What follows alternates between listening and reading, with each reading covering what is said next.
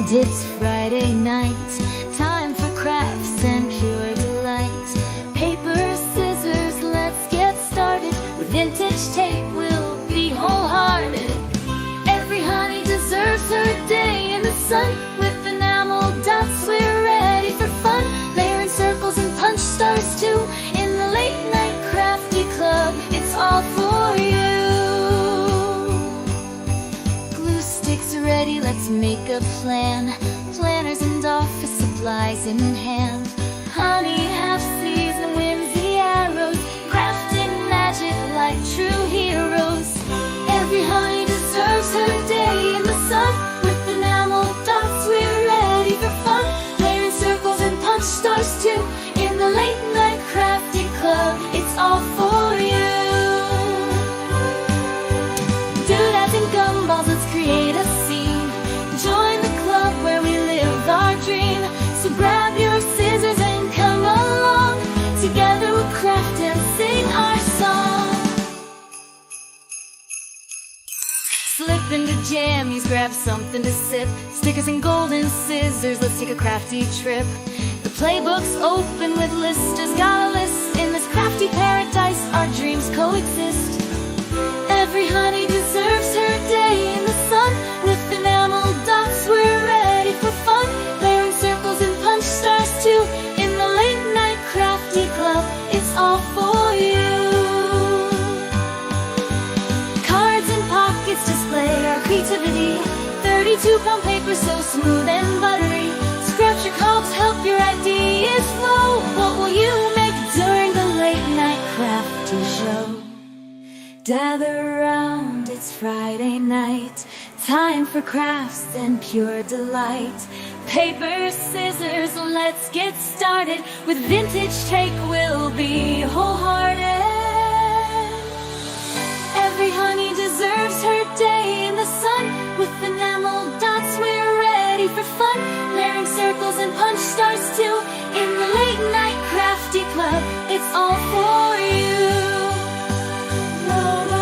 Late Night Crafty Club, it's all for you.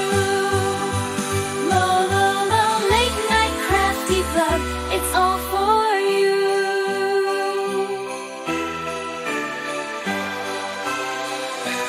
Slip into jammies, grab something to sip. Stickers and golden scissors, let's take a crafty trip.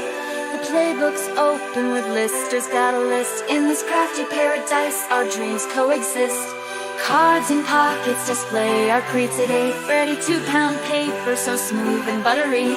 Scrapture Cards help your ideas flow. What will you make during the Late Night Crafty Show?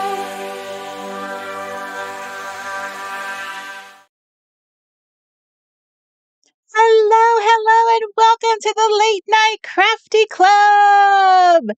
I feel like I need to have like sparkles and glitter at the end of that song. Hello, and welcome to the back of my RV.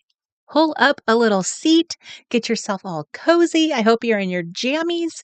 Well, those of you who are on the East Coast might be in your jammies. I know my friends here on the West Coast may not be so much, but I am so happy to see your little faces. Welcome, welcome. Those of you who are live, those of you who are in the replay club, those of you who are brave enough to be in the chat, and my fellow lurkers. It takes a lurker to know a lurker. So I'm so happy to see everybody. It has been a long 2 weeks. It always feels that way. It always feels longer. And I say that every single Late Night Crafty Club. But it's true. That's why I say it. So let's say hi to our friends. Let's do roll call because I feel like if you show up live, I feel like it's tradition to kind of say hi, to acknowledge you. It's not fun. It is fun. I feel like it's a fun thing to be acknowledged, to say hello.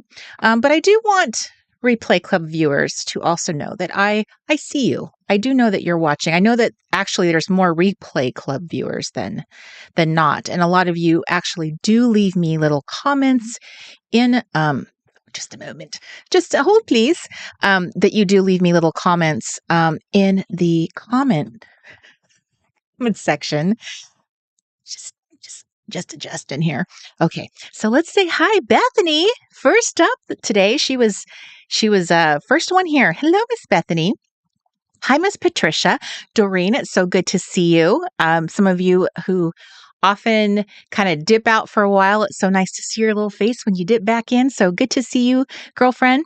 Hello, Miss Karen Clark. Hello, Miss Jamie Rose. Hi, Lisa G. Hi, Sharon Sullivan. Hi, Victoria. Across the pond. Hello, Miss Terry.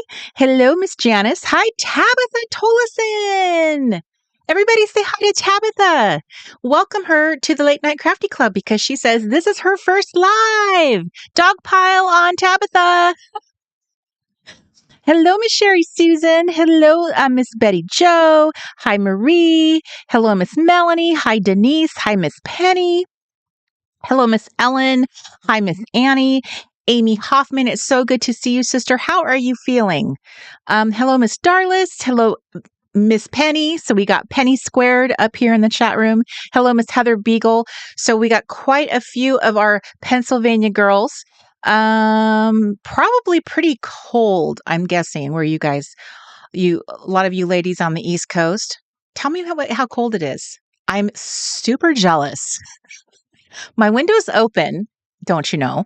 My window's open. I am wearing my short sleeve jammies and I have shorts.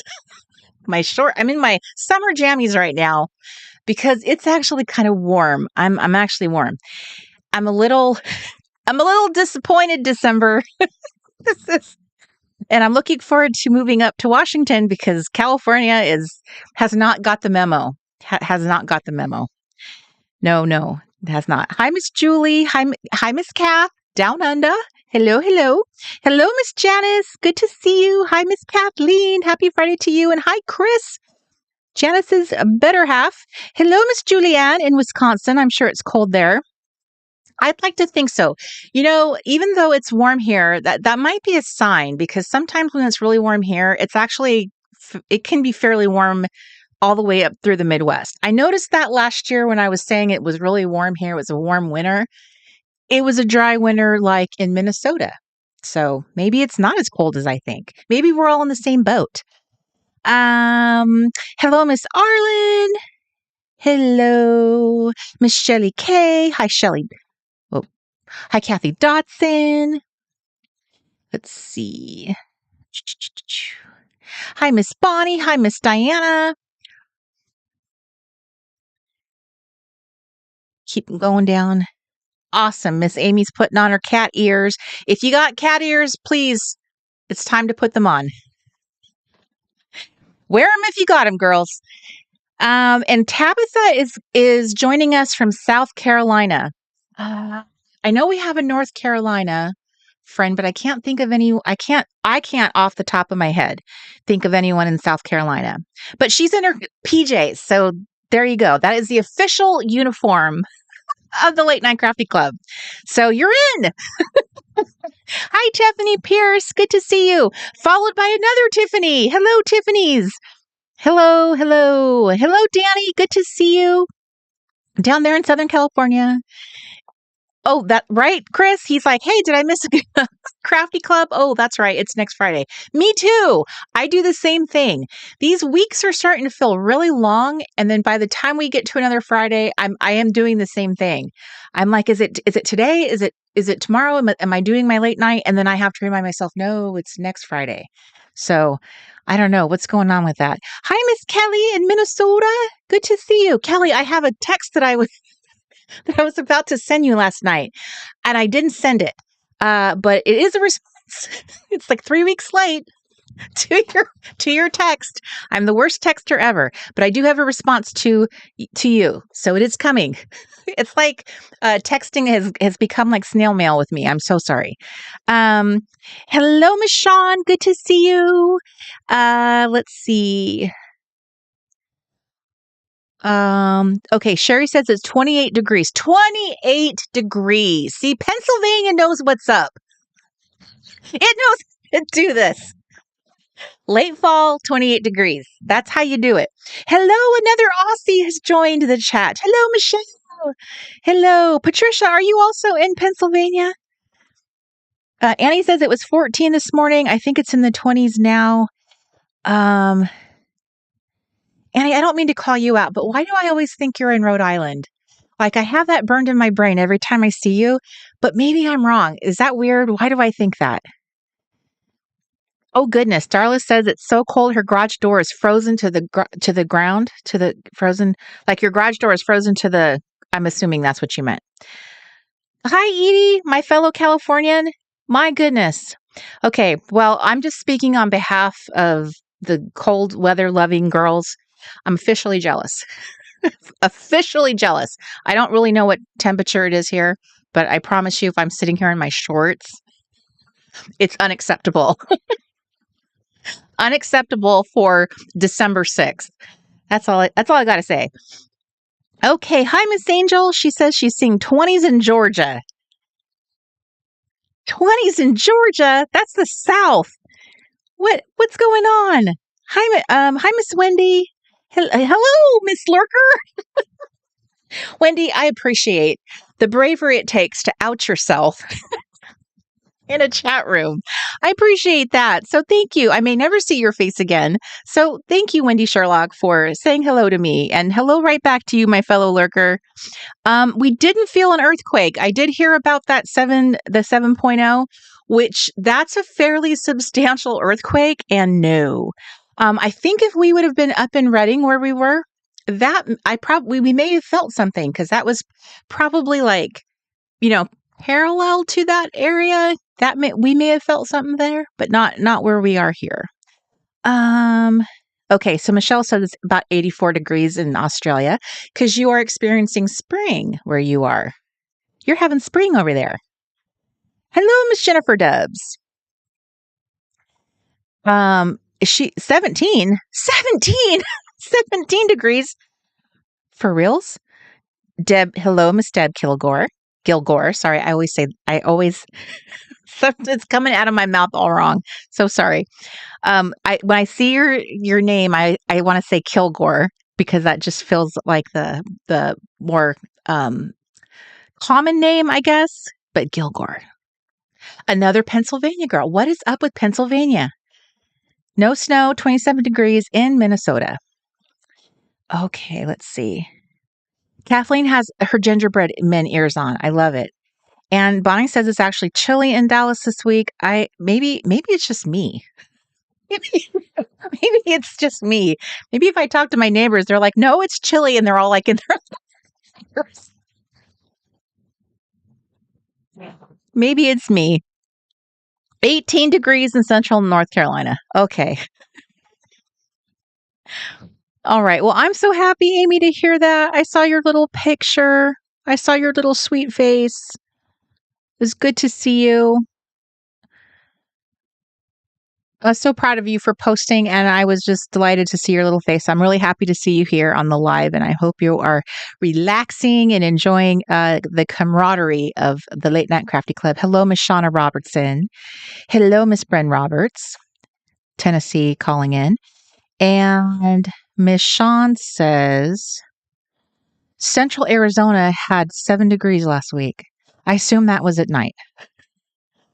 Okay. Wow. Chris says 37 degrees. And Chris, you're on the east coast of the east side of Canada. Deanna says 65 degrees in SoCal. So I'm in NorCal. There's Miss Julie Kaufman. Yay! She's already got her fussy cutting on. Oh yes. So if you got crafting to do, if you got your little craft supplies out, please feel free to jump in, get going. I'm just doing what I do, which is saying hello to everybody. So please get your crafty on. Don't wait on me. Get your something to sip. Get settled in. Just saying hello to everyone. Hello, Miss Stephanie Sawmiller. Let's see. Mm-hmm. I'm continuing. I know, right, Sherry? Who knew Pennsylvania is the place to be? It is a very popular and key state. It decides a lot of things here in this country. Like all eyes are on that state every 4 years. Oh, that's so funny. I thought about that. I'm like, what if I moved to one of those states just for the excitement? People who live in swing states, that must be very interesting. Okay, let's keep it going. Who else do we got? Let me see here. Hi, Miss Jen of Jen's Crafts and Journals. Okay. And all right. Okay, and Julie, I know you're in Kansas, so you are about 60. Annie, did you tell me where you were? And I just missed it because I was doing all my chit chat. Okay, you're a Tennessee girl too. Okay, that was, I don't know. Maybe there's another Annie out there. I usually am really good about placing you girls in your geographical locations in my mind, and then I pin you in there, and then I'm really good. I don't know. There, it's the Keystone State. Is that literally what you are? Is the Keystone State? One thing I will say for you, because I did experience this. You have one of the most amazing visitor centers. When we went on our trip to Maine, we stopped in Pennsylvania, one of the visitor centers there. And I was so impressed. I made a point to stop as many visitor centers as I could. And one of the most impressive ones was in South Dakota, and another one was in Pennsylvania. Really, really impressive. So yes, that's my observation. Okay. Okay, so if you are tired, if you are just wanting to hang out and just want to watch me do my my thing, do that too. No feeling, no pressure to do the crafting thing. Sometimes I know some of you just like to hang out in the chat room while others craft. I did my pre-prep before the show started. So I kind of have a plan for tonight. I also set up my questions. I thought I would do some holiday related questions. I'm going to do those tonight and the next show. I also wanted to give you a little update because it's December. Happy December. And so I have updated the calendar. If you go to the link in the description box of this video, you will see a link for, there's a Google Calendar I set up for the Late Night Crafty Club. So you can see all the shows I have set up for the month. So there's actually 3 shows this month, 2 on Fridays, and then 1 is on New Year's Eve. I set it up from 6 p.m. to 8 p.m. Pacific Standard Time. That way it would give even East Coast people, it would give you an opportunity to hang out if you wanted to, and then you could do your little countdown on your own. But I thought that would be fun. I have historically had years where I had a New Year's Eve kind of like fun crafting bash. So I thought I would do like a fun get together because let's face it, all of us are probably going to be home because most of us are introverts. That's what we do. Who are we kidding? So if you are there, please join me. It'll be fun. So those are on the calendar. And the next time you see me, I might possibly be in the state of Washington, officially a Washingtonian. So I would have my what would you call it? I can't think of the word. It's not adventure. It's not journey. The grand experiment will have come full circle. So we will be returning to Washington, and that's where I should be the next time I go live. And then I will be in a proper winter in a state that knows how to have proper weather. Just saying. And then the next Late Night Crafty Club will be the official show where I do the freebie. So everyone who shows up to that live stream will get a link in the chat room where you can download a freebie. Okay. Because I do like to try to do it I've been doing it every month. I can't promise I'll do it every month, but I am giving you a heads up that I'm going to be doing that on the next show. And that's it. I think that's all my updates I wanted to give you. Short little housekeeping. I don't have any products to push upon you. I did notice that the ad that we ran at the beginning of the show is a little outdated. It still has the Thanksgiving planner on there. But I will tell you that I have been busy, a busy little bee, working on a So I'm trying to develop a book. I'm just going to tell you. I'm just going to let you know. I'm just going to spell it out. So I'm working on a book, the Reset Yearbook. Okay, that's its working title, subject to change. But the Reset Workbook. And I am thinking it is going to launch at the beginning of the year. It is not necessarily a planner, so it's not date specific, so you don't have to have it in your hand. But it's going to be part goalish, like goal tracking, partly that, partly journaling, partly for creating, partly for vision boarding, partly all the kind of things I've been doing all along in many, many areas of the Reset Girl brand. You have done all of these things, whether it's been in the Goal Getters Club, whether it's been in the Clubhouse, whether I've done it in the Crafty Club Playbook, all of those things I've done, I'm kind of pulling these little pieces together and putting them in a new kind of book that I thought would be really fun. And I'm going to release it once a quarter and house it in a retreat.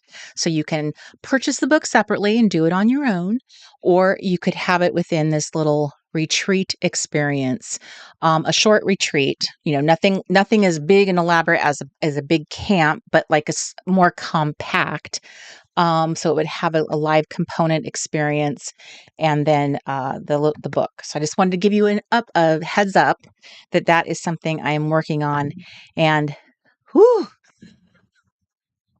So that's what I've been heads down working on all this time.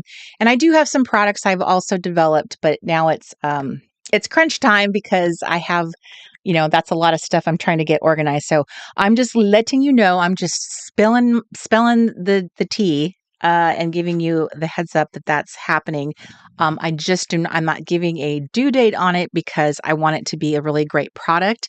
And it's not date specific. So there is not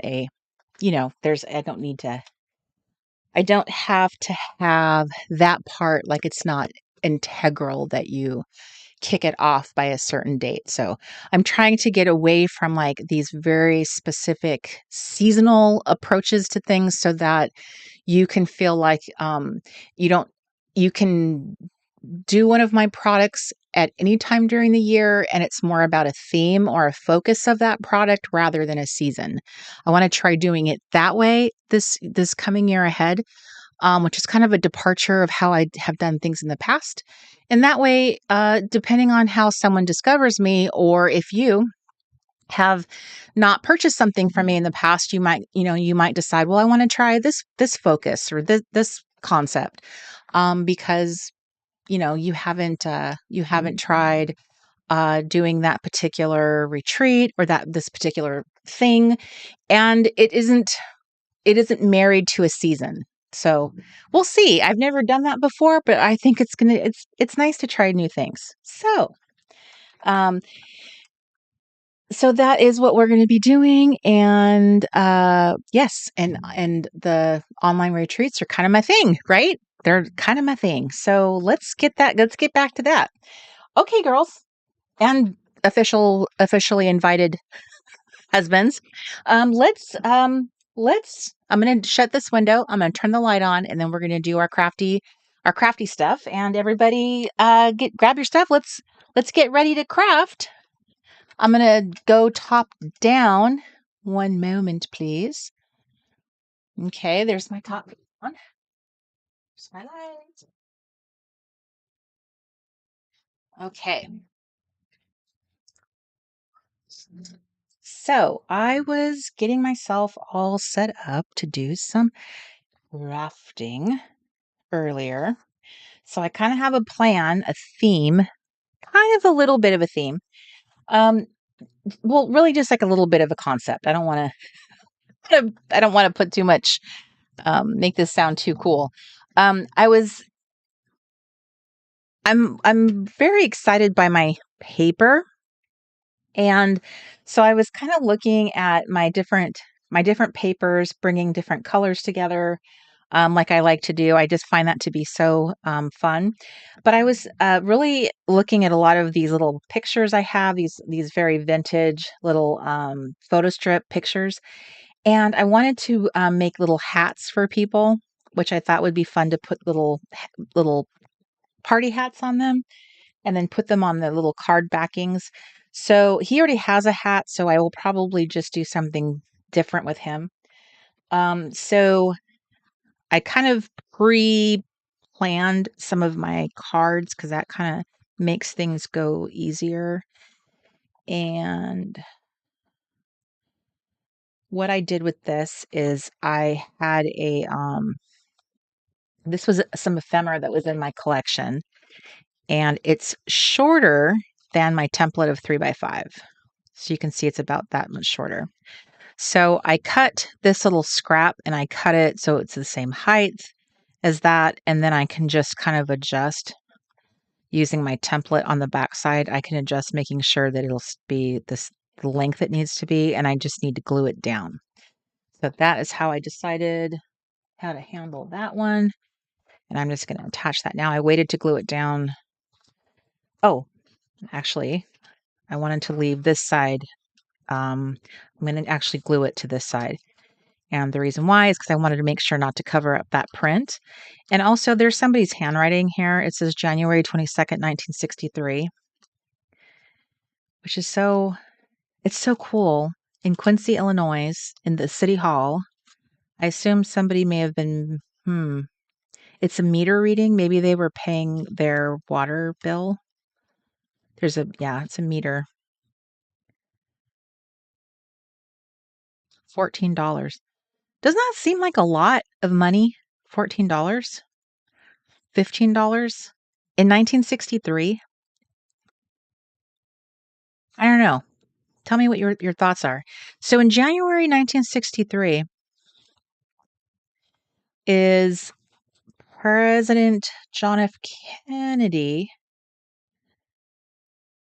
was in office, right? Because he did not pass away until December 1964. Please correct me if I'm wrong, because I don't know my exact date on that, but that's who would have been in office, I think, in 1963. But correct me if I'm wrong on that. Okay, so I'm just making sure this little card is like a Franken card. So scrap that's ripped along with a piece of ephemera, like so. This is probably one of my favorite things to do is kind of build these little Franken cards. So they're sort of like brought together. Julie says, in November 1963, I was a month old. You were just a wee little lass. Okay, Bonnie says he was shot November 22nd, 1963. And this is January 22nd. So the whole world was in well, not the whole world. Our country was in mourning. So everybody was no. This no, it's not. That would have been the following. So this is actually the same year. It's earlier in the year. So this would happen later. This would happen to him later that year. Wow. It's like you're holding a little piece of history. Isn't that weird when you think about, maybe I know everybody does that from time to time when you think about, I do it when I watch like something on TV, like a movie or something, and you see like the Twin Towers in the background, and it's hard not to think about that, about how that was once part of it was once part of the skyline. It was full of people. And then, you think about just how something was there, and now it's gone. And I don't know, it's like this date has significance. That was a year, not that I existed then, but a lot of people, I can imagine that it was really meaningful that year. So, Tiffany says if it was in January, maybe they paid for a year's worth. So that just seemed like I don't know, that seems like a lot of money for 1963. I always imagine everything was really cheap then.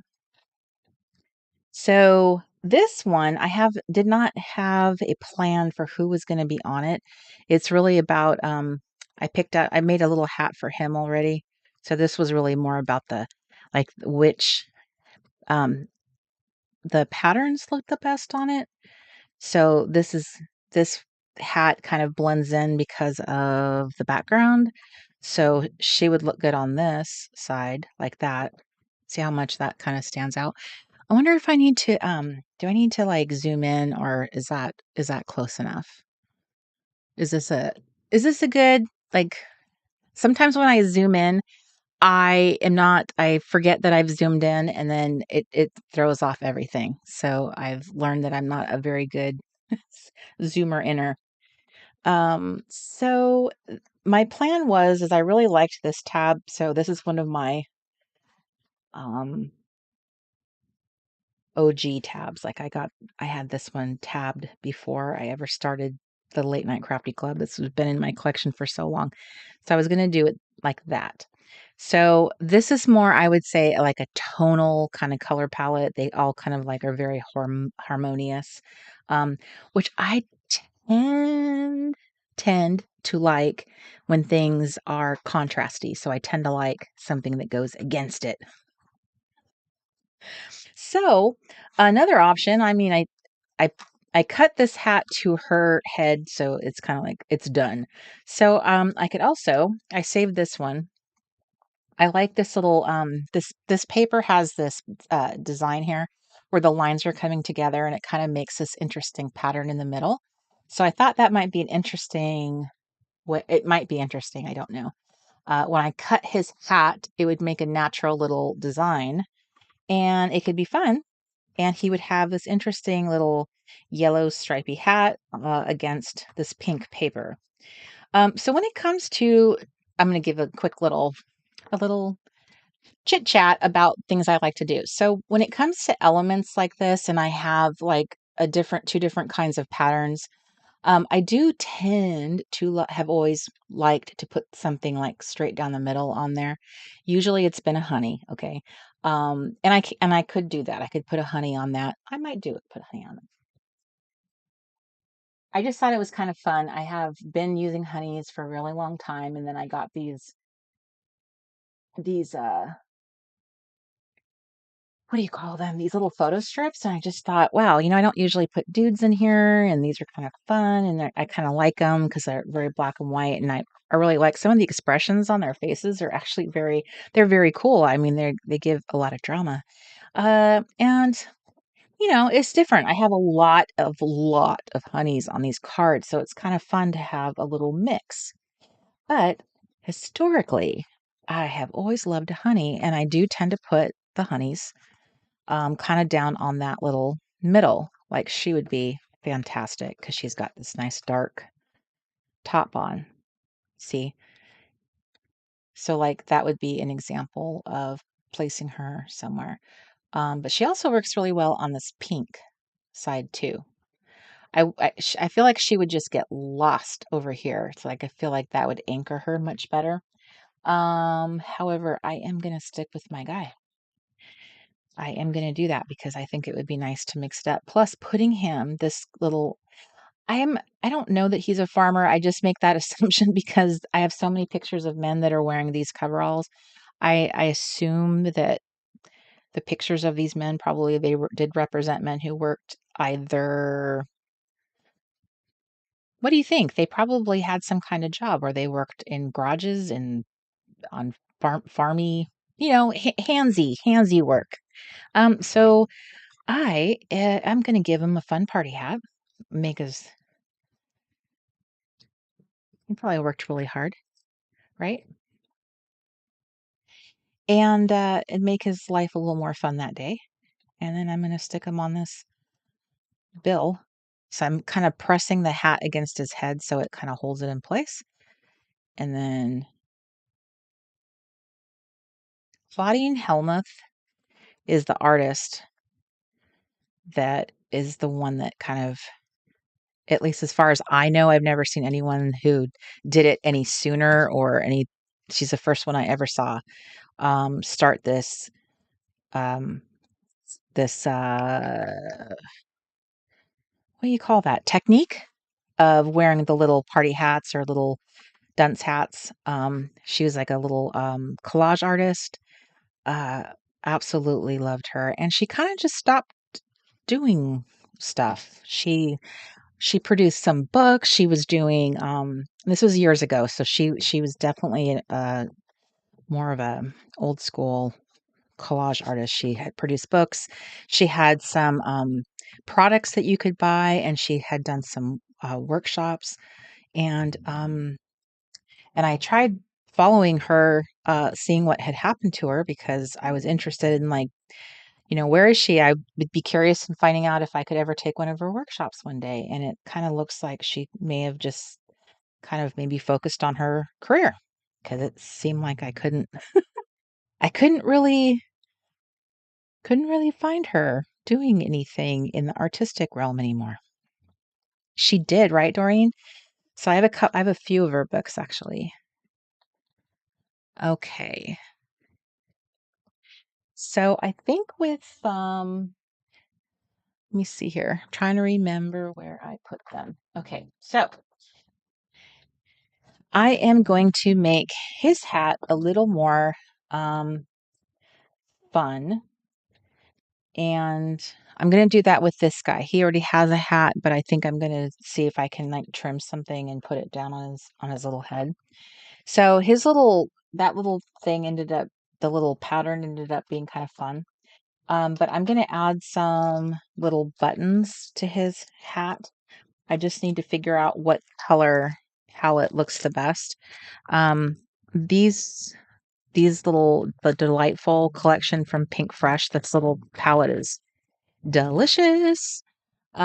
We have some friends who've joined us. Hello, Miss Tish. Hi, Anna. If I didn't say hi to you earlier, hello, Miss Anna, and hi, Teresa. You are coming in hot, but you're here. And hi, Miss Lori M. 30 degrees in North Alabama. I don't get it. Even the South knows what to do. And here we are. Okay, so pink is a little too subtle. I do love this green. It is very beautiful. It's probably a big reason why I bought this collection is for this green right here. That green is delicious. I do love me this little blue. Now I do tend to lean towards these little blue dots when it comes to this color yellow. It is just magnificent. Can I just show you that? Right? Is that color palette not delicious? So, the question is placement. Um, the pattern that I cut his little hat was not a perfect cut. I think I could have made that better. I think I'm gonna try this again. So I'm gonna go back. I'm gonna do this. So I'm gonna pretend as if that's on his head, but this time I'm gonna cut it right. So let's see. How do I do that? Did I just mess it up again? No, I just gotta. Why am I having a hard time cutting it that way? Mark Speaker. My brain cannot figure out why I can't cut it that angle. It's okay. I need to usually I call Mark in because uh he's my what do you call it? See, this doesn't want to what am I doing wrong? Is it because I don't have maybe it's because I don't have that angle the right way. That's what it is. I have to put ink on this because I'm understanding geometry. Well, I will say this. I did have to go to summer school for geometry. It was my worst subject in math. Okay. So, okay. Now I have to erase all my little inky lines. Okay. And I have to peel off the top layer. Did I do better on that one? Is that a better hat? Oh, goodness, Corey. All right. He is wearing this hat. This is the hat he's wearing. I should have known better. I should have known that I wouldn't be able to do anything with these fun like geometric lines. It's all like uneven, but it's okay. Okay. Um Miss Lori, the freebie is going to be next time. The next live, I will be doing it next time. And I'm getting on his first little dot. He doesn't look happy. I noticed that quite a few of these pictures of people, they just don't look happy. Now, this guy looks happy. He looks like he's having a ball with his little picture. But pictures where people are posing, I have a mixed bag. Some are smiling and some are not. So I feel kind of, am I doing him wrong putting this hat on? I feel a little bit like I am.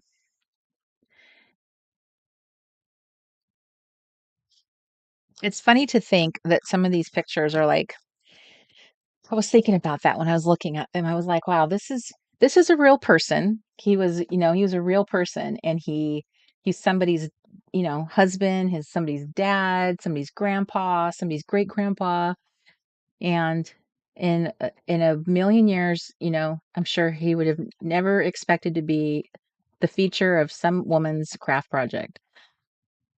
Hi, Anita. Okay, now I don't want to cover up the little scrappy scraps. No, not the scrappy scraps. I don't want to cover up the little dates or anything on here because that was kind of the magical part.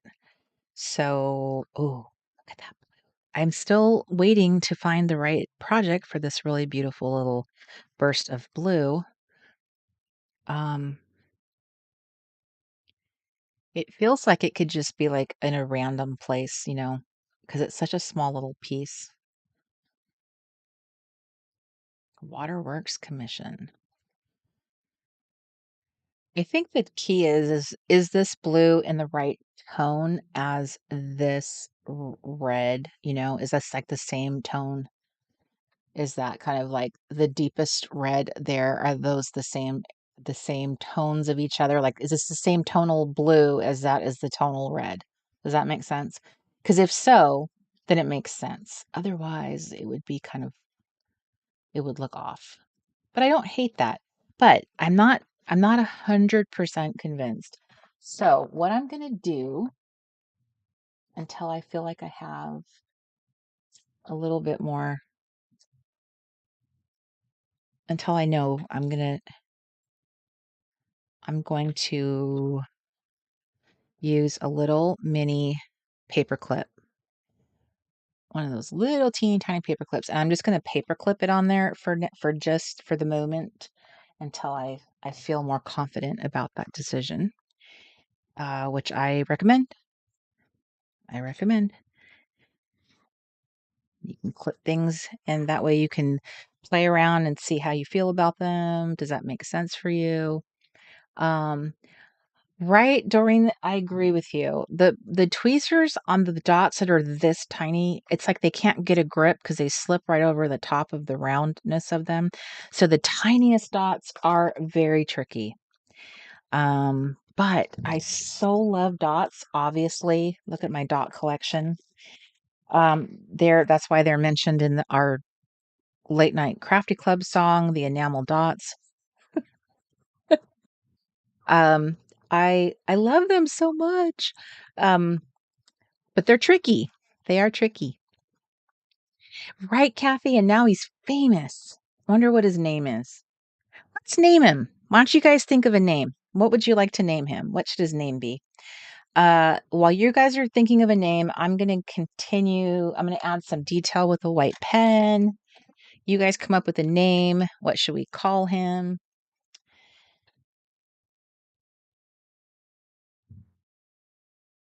I'm going to outline these little light pink flowers. Oh my gosh, can you imagine? What if he had like sons? Can you imagine? He would die 1,000 deaths if he saw that I was putting him on pink flowers and putting all this on him. I don't think men really got in touch with their feminine side back in this era. Something tells me.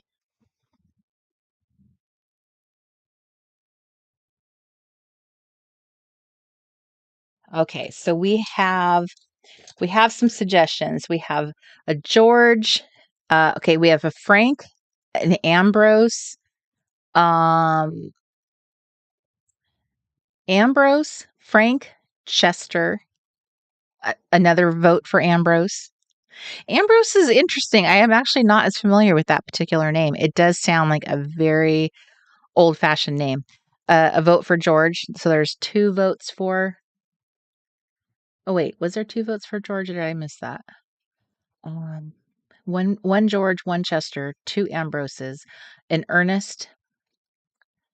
I see a Frank, a Hank, a Derek, a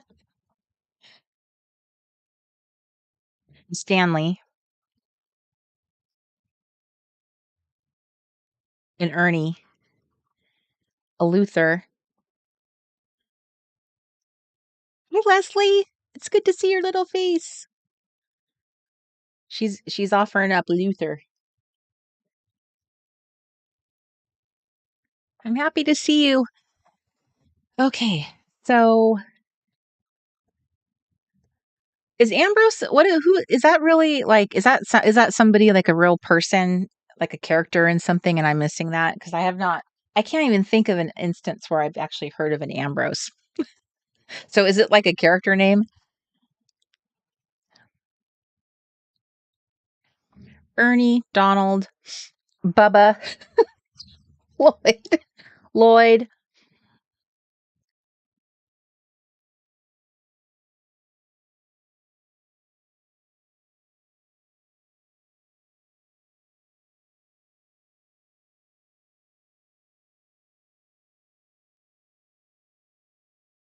Howard.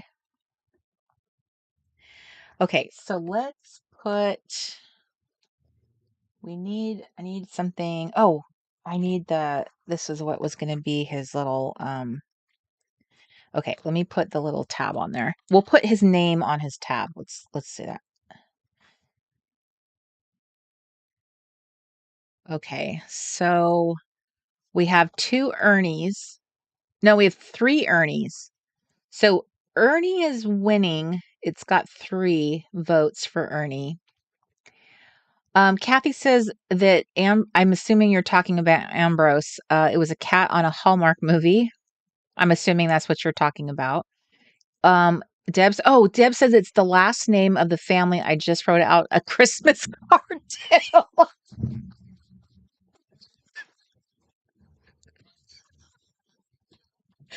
All right. So my great grandfather is Ambrose. Ambrose, he was a monk's brother. I like Ernie. That was my dad's name. All right, this is what we're doing. We're going to call him Ernie, and his last name is Ambrose. Ernie Ambrose. Okay, there we go. We have reached a consensus. We had a lot of votes for Ernie.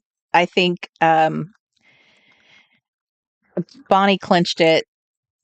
I had an Uncle Ernie.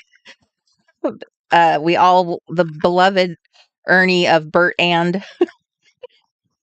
So Ernie it is. Ernie's a great name, but he is will always be Ernie Ambrose, right? Of the Ambroses, the fine family. Who what is the Ambrose fortune? What does Ernie do? Is he the black sheep?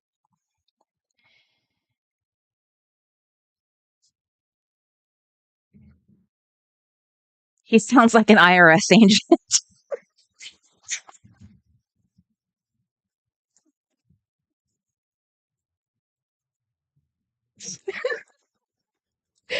Well, then he is dressed appropriately. That's what he does. He shows up in his party hat to your house. Surprise! You are having an audit. It's your party. Okay. Ernie the audit party. Um okay, let's see. Can we Ernie doesn't take his job very seriously, right? Let's see. Find joy in the ordinary. That's Ernie's motto. Ernie just does not take himself very seriously. Okay, so I don't want to cover up that date no matter what I do. So I think in order to get this on here and not cover up the date, I'm going to trim this down.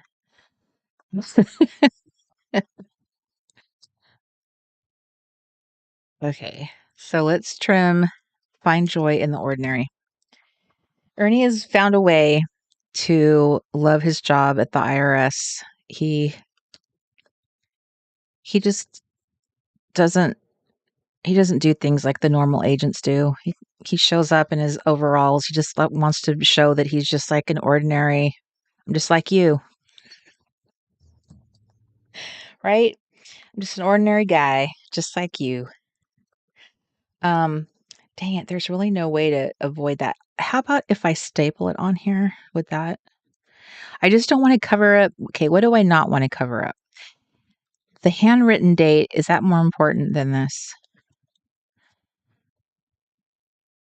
I know. I'll staple it on here rather than paste it, and that way I can still see the date.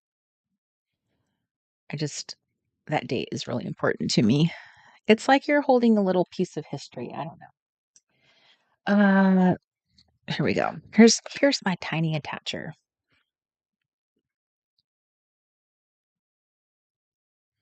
Let's get two on there. And also, I have a shocking lack of stickers on here. I am really hot. You know what? I think it's me. I just think it's No, you know what? I found these. I punched some of these earlier. Maybe I should use some of these and the little gold stars. Let's do that. Okay, how about this? How about Ernie was an IRS agent and then he ran away and now to work on the railroad? How about that, Edie? So he started out his life working for the IRS and he just couldn't handle it anymore. So then he ran away to work on the railroad. Not run away from like his life or anything, but just like just left the job. Just like I can't handle this. Kathy is not having it. Ernie does not work at the IRS.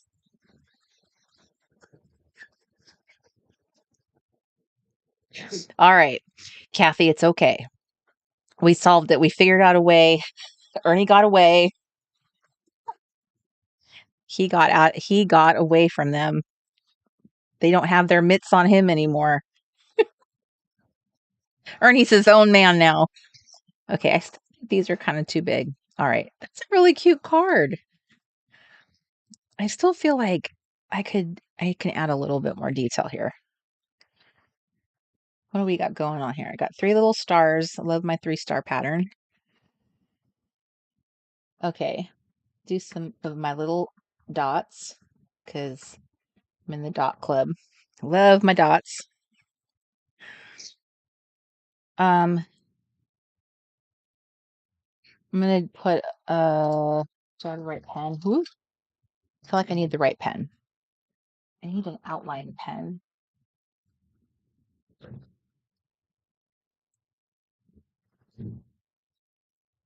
Hmm.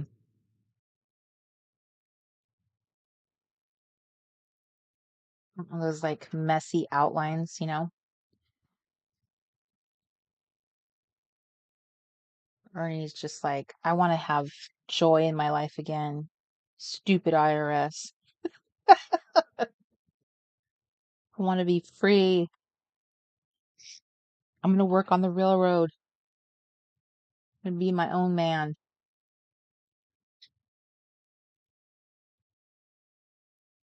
I don't want to find a way to tax the little guy anymore. Ah. Okay. There's Ernie.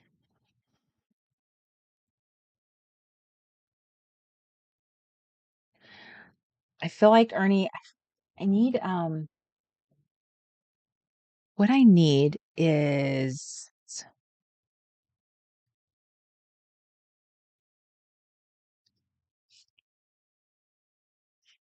I need like a word, like little tiny, like words like this that are small, but is there one that just says free? This is a Reset Girl sheet. What do I have on here?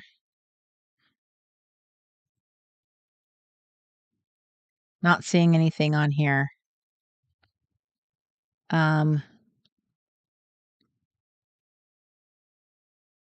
Sometimes the one you're looking for is just so elusive, right?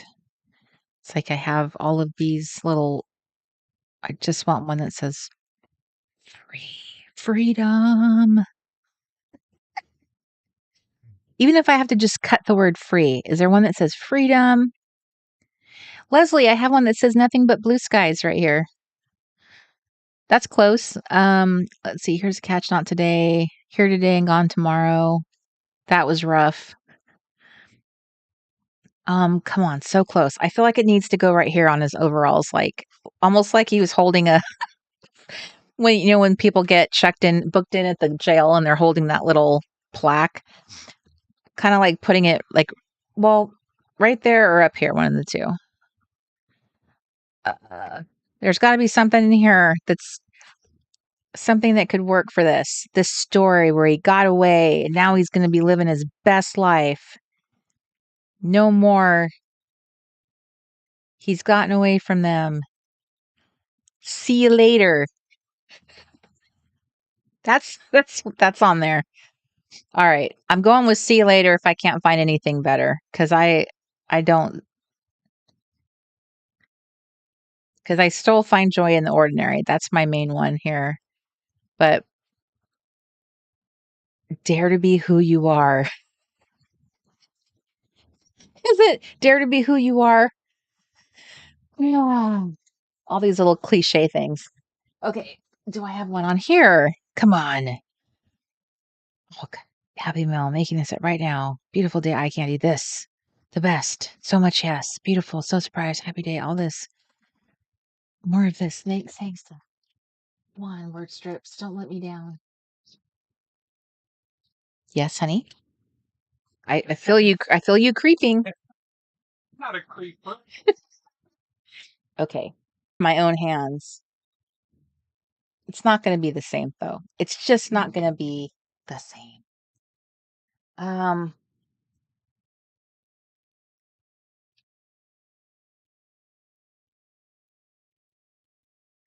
No, it's not. I don't even have cute writing. Okay, so this is what I was going to do.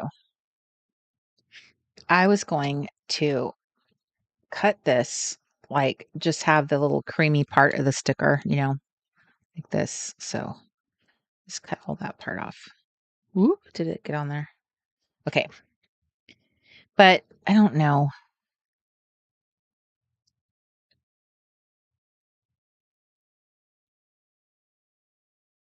I don't know.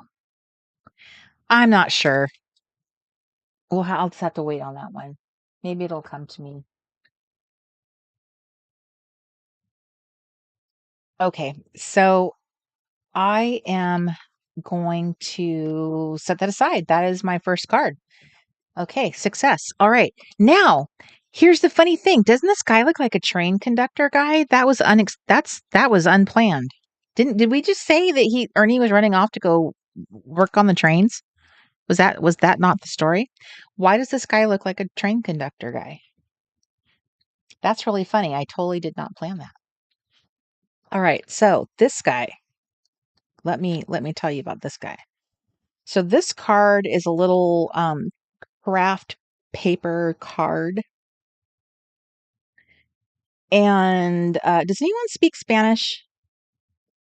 Where's my Espanol girls at? I have this. I don't know what that means. It was the Lotteria cards. I cut that off of one of them. What does that mean? Um, so I was thinking I would do that. Put together like a little collage, my favorite, and get this guy on here.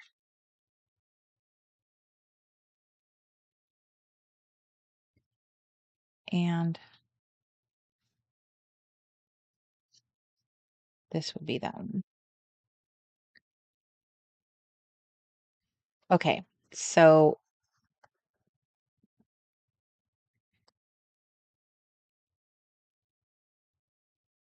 okay, so like a porter. Oh, okay. Oh, Anna, okay. The guard, like police, like okay. Interesting.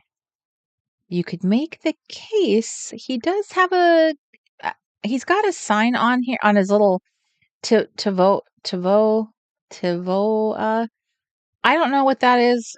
It's hard to, can you see that? It could be Italian, TIVO something. Do you see that on his hat? It's TIVO. I don't know what that letter is. A, possibly. So I don't know. It's possible it's Italian. So, anyway. So I'm going to take this card mostly because of the gorgeous color. And Anna says it means the guard, as in police. Thank you, Miss Anna. And I wanted to use this in my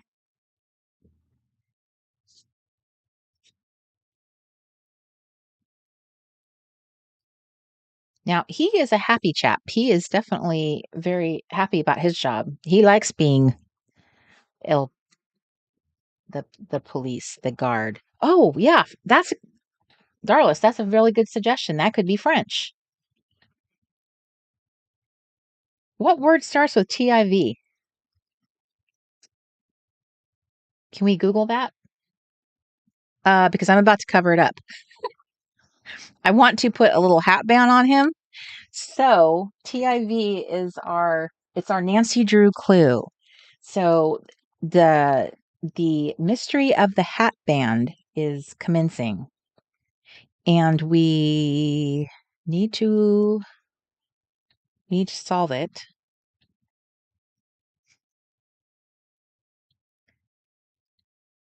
For those of you who are saying you're having a little bit of a problem with the sound, um, if you go out and come back in, some people are saying that fixed it for them.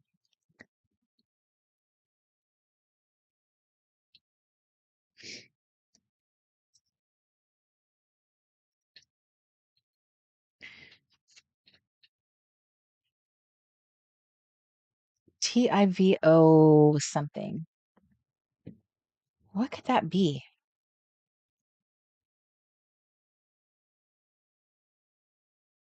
Is anyone checking? Tour guide? Tour guide, that could be it. TIVO.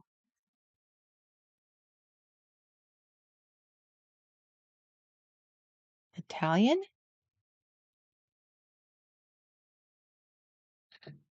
It really does look. Oh, is it an M?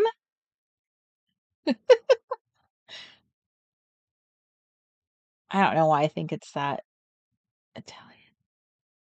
I'm just guessing. Hi, Shelley. Uh, okay, Lagarza. It's a bird. It's a heron. So thank you, Doreen and Anna. Um,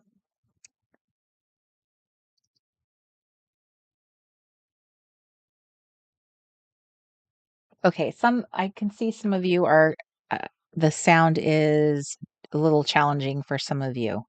I am so sorry about that. TIVO. TIVO.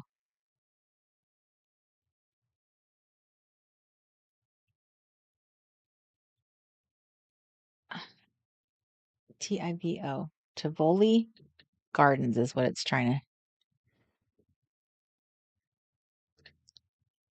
to. Sorry. If I could get it under the camera properly. Sorry about that.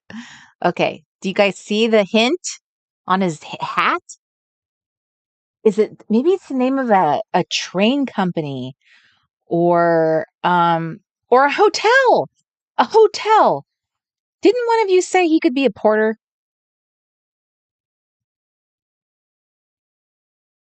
Ellen, I didn't see that. I do see when I Googled it, it said Tivoli Gardens and it says a theme park in Denmark.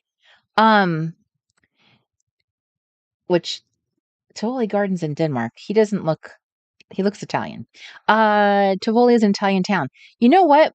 I bet you're right.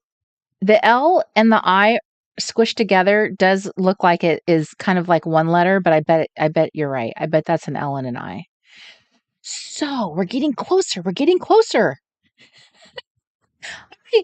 Hi, Shanna. You are in Cancun and you couldn't miss the live. Well, I hope that you're enjoying the weather and the Mexico vibes. Thank you for joining us, even while you're on vacation. And hi, Jennifer Gober. Okay, so let's see here. Okay, so we have a heron bird, which is herons are so pretty. They got the little skinny legs and they're like snowy white. And I think aren't they the birds that have like a really, really grumpy little face? Like they really look really irritated all the time.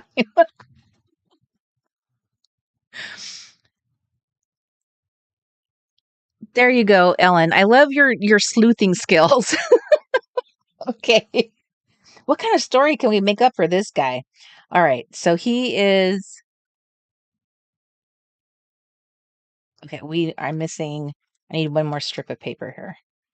I like that strip right there. And this one, I got my little gold here. I kind of like this. It kind of reminds me of like a little flag, the way it's ripped, but I don't know if I'll use that. All my paper is kinda the Garza. It's funny how that sounds like such a different word, doesn't it? Than the English. Oh, I think this was supposed to be part of it, but that's okay. I think that looks too much like a map for it to make sense to use it now. Okay, so we continue. Onward and upward. We're going to use some of this green. I do a lot of this sorting is really basically by the color palette. I like picking papers by how pretty the paper looks together. Right now, I definitely feel like I could use some black and white. A lot of bright colors. I don't want to put like this tab. Probably if I put it over here, then this would look better by itself over here. What do you think? I like that. Okay, so we have a plan for the layout of this particular card. And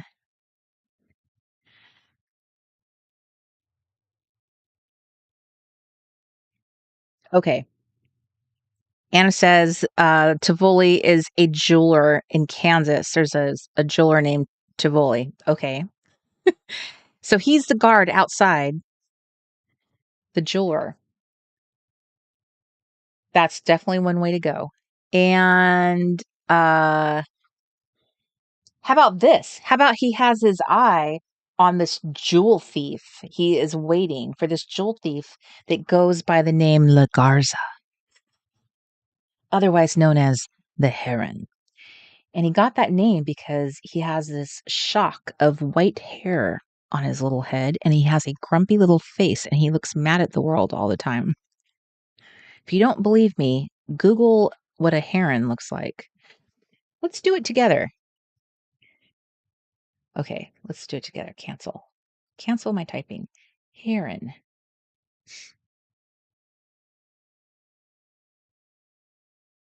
Herons.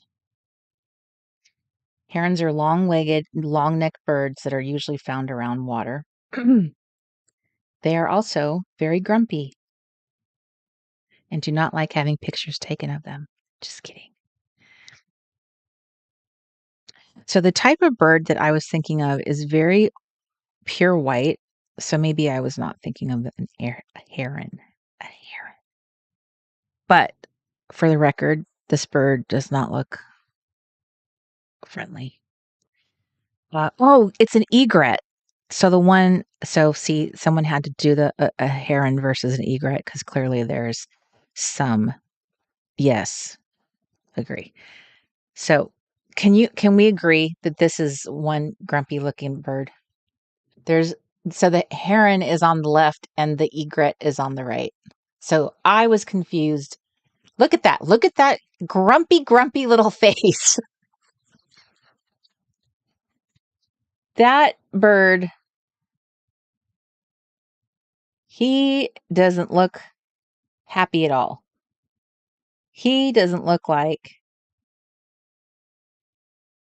he wants you around. Well, to be fair, I wouldn't say that the heron does either. The heron's not looking like a friendly bird either. So let's just face it. Water birds are just they're not very welcoming. So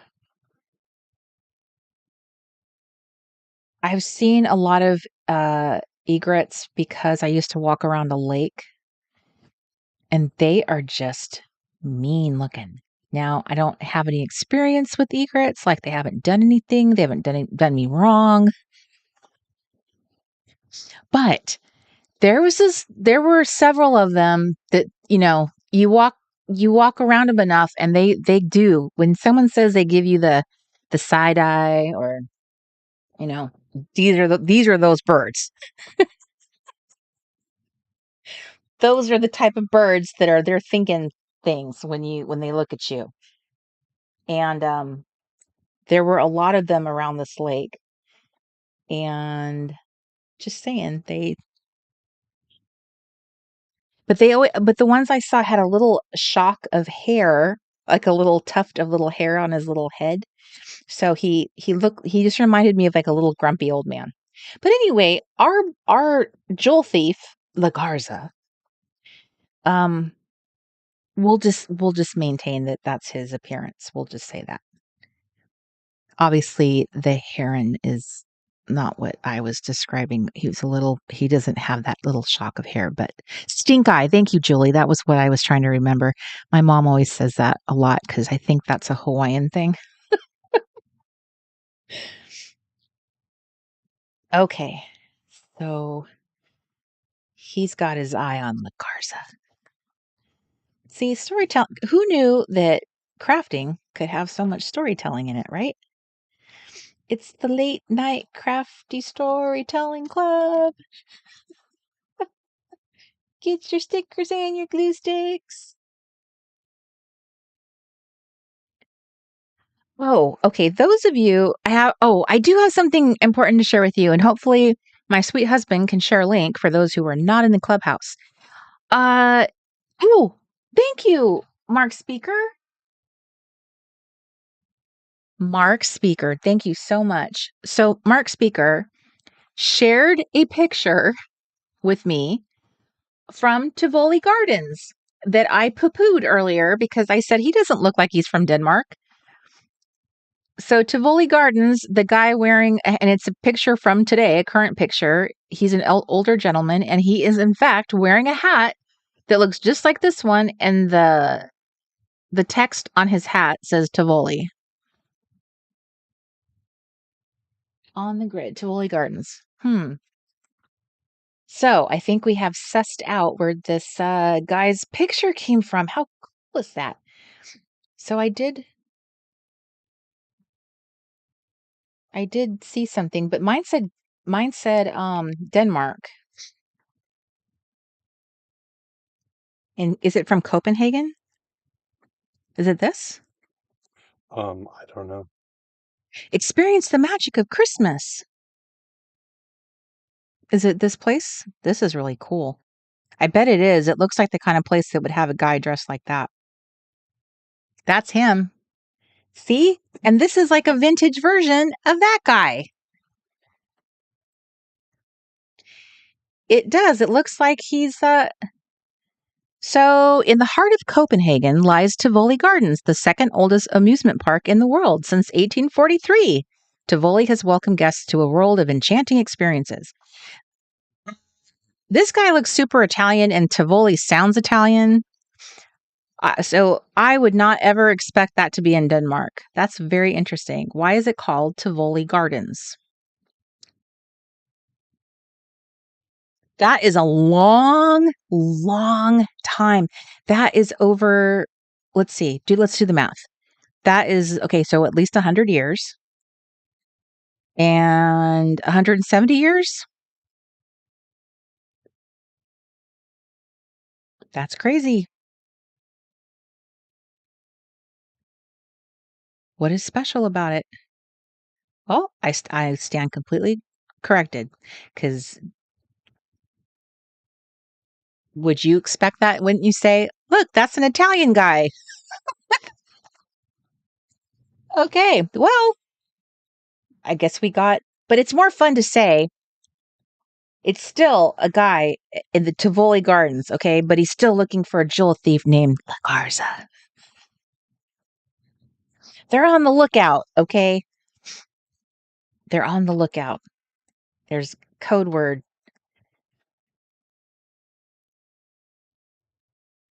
Exactly. So he worked at the Tivoli Gardens, but secretly was a jewel thief. Good cover. Who would suspect him? Exactly, Doreen. Exactly. You get it. And now our friend here is dressed up. He's going undercover to find him. Isn't that crazy? We we did it. The case has been broken wide open. Leslie said, this is so funny that you were talking about herons and egrets. I went on a float with my friends down the river this summer, and I kid you not, we had an hour conversation about these two birds. Now we've all had a conversation about them. Shauna says, I just hung up my Tivoli star decoration in my window, starting to put up the Christmas decorations. Oh, a Tivoli star. Is that a specific type of star, or from is that okay? I'm I'm so I'm so interested. Do you have a ornament from this location, or is it a certain type of ornament? Um okay, Darla says the park is 181 years old. You guys, that's crazy. Yeah, I can't get over it. I can't get over there's a place called Tivoli Gardens in, of all places, Denmark. That sounds like it should be in Italy. That I'm going to have to look into that, because now I'm very intrigued. I need to know. I need to understand this history. I'm assuming that there's a family behind it that's established it there, and why. Shauna says it's a lighted star from Tivoli Gardens. Shauna, how cool is that? And here we are talking about it in our in the great search for this random decoration, because you know why this all ended up coming in. I don't even know if you've heard the conversation. The reason why I'm even talking about this guy is because I bought this little collection of little photos, okay, from the scrapbook store, and he is one of them. So I cut him out, and I just happened to notice that you can kind of see the writing on his hat. That's all. That's how he ended up becoming the centerpiece of our conversation. And then you just happen to have a Christmas decoration you're putting up from the location that we just Nancy drew out. Yes, it is a magical night in the Late Night Crafty Club. It is indeed. We can close the case now. Okay, so where's my...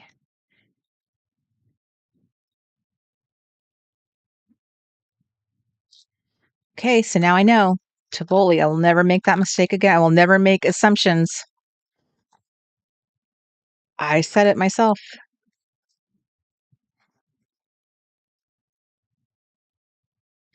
Tivoli. Okay, Mark, I have added Tivoli Gardens to my bucket list.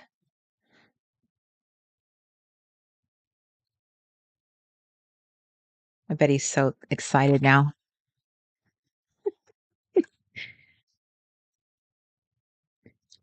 Uh-oh. Oh no, we're having that same problem we had last time with my thing. Oh, you guys, I forgot my question list. I'm a terrible hostess. Terrible hostess. Okay, let's get to the questions, right? Okay, let me pull them up. It's because I covered them up. Okay, you guys ready for some questions? These are little party questions. Oh, okay. Hang on. Before I do that, so I don't want to forget this other thing. So, in the clubhouse, I shared a link to a movie that I do not know if everyone has seen. And it occurred to me that I should probably share it here too. This is a movie from 1977. It is a Jem Henson movie.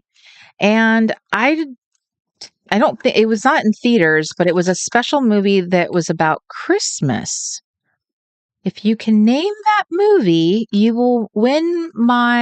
uh you will win my complete admiration and respect.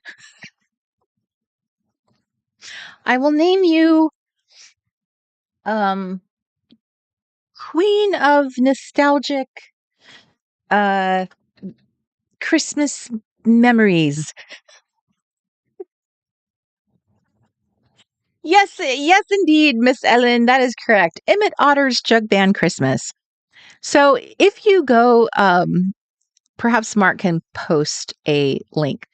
There is a free version of this adorable movie on YouTube, and Jim Henson and his magical Muppet makers created this.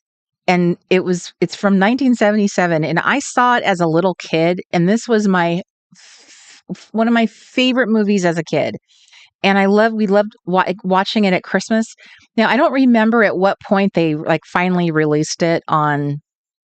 My mom has it on DVD, but it was not available like that to be able to be watched. I was only able to see it on television. So I really don't remember like how often did it come out once a year? Like how was it distributed? I think when I saw it, it was like on HBO or something. And I wanted to live in that little village with all my heart and soul. So I just watched it the other night with my mom, and it was so well while we were decorating the Christmas tree. So I really, really, if you haven't seen it, Mark just posted the link. Please watch this movie. It is so, so, so sweet. It's based on the gift of the Magi. I don't know how to pronounce that. Hi, Jackie. It's pronounced. Sorry. It's based on that story, that concept, and it's so adorable. I forgot how cute it was. I haven't seen it in years, and we watched it again, and I was just, oh. So I did post it in the clubhouse. It's in your happy mail, or I'm sorry, it's in your inbox. And then along with a million other movies for Christmas. And then if you are here with me, it's in the chat room, and I will also try to remember to post it in the description box below for the READ Club members.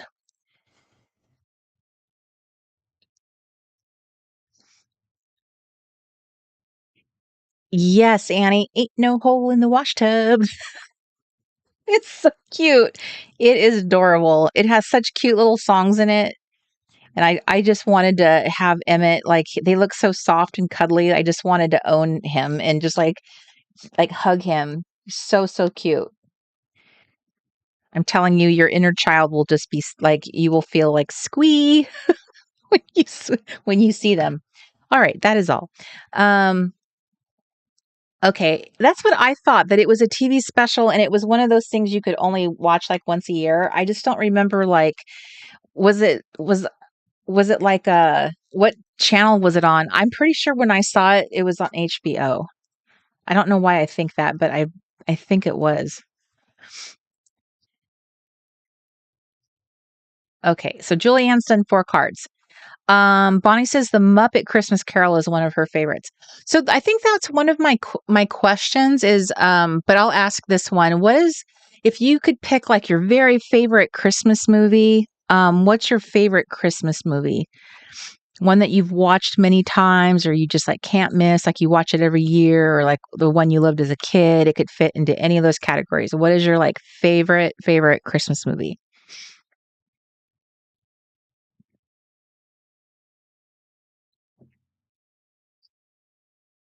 Okay. So I'm going to put some dots up here. Do, do, do, do, do, do. Do, do, do, do, do, do. Now I have that song in my head.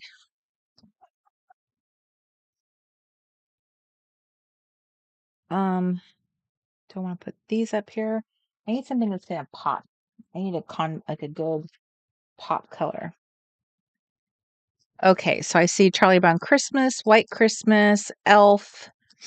Hi Debbie Farnham. Okay, thank you for confirming that it was on HBO. That's what I thought. A Christmas Story, Dana says, Little Drummer Boy.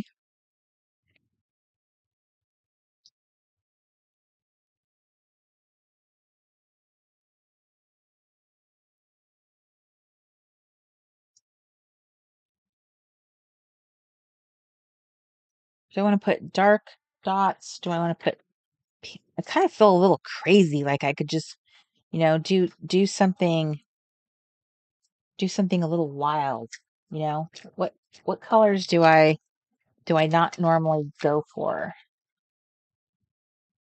Orange, white, white. Ooh, white. White would really stand out. Let's do white.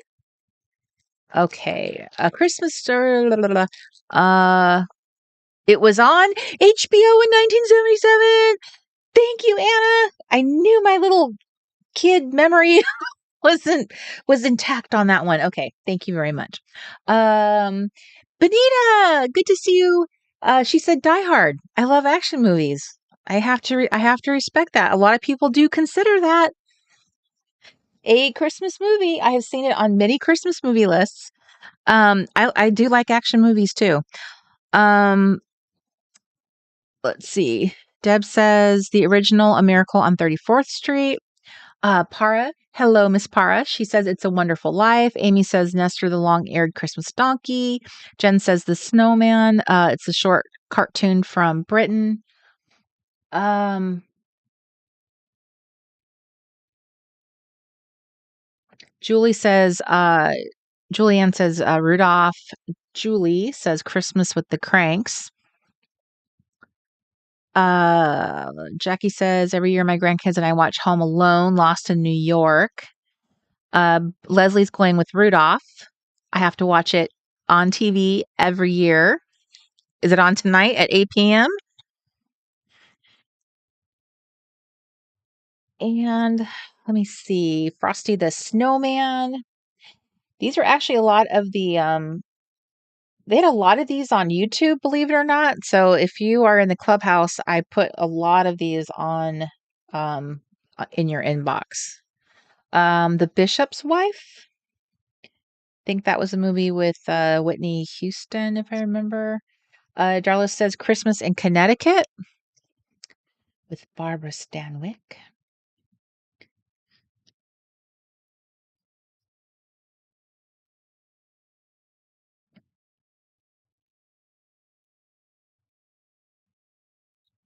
Okay. Now,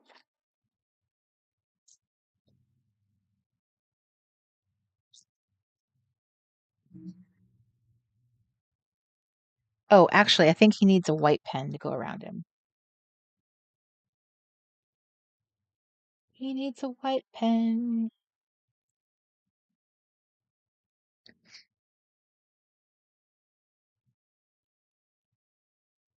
Garza. I have to say it that way too. Love Actually, Sherry Susan says. Julie Ann says at tonight at 8. So tonight at 8:00 we have to hard stop the show, which is in what time is it? Um, I think they said it's the 60th anniversary of Rudolph.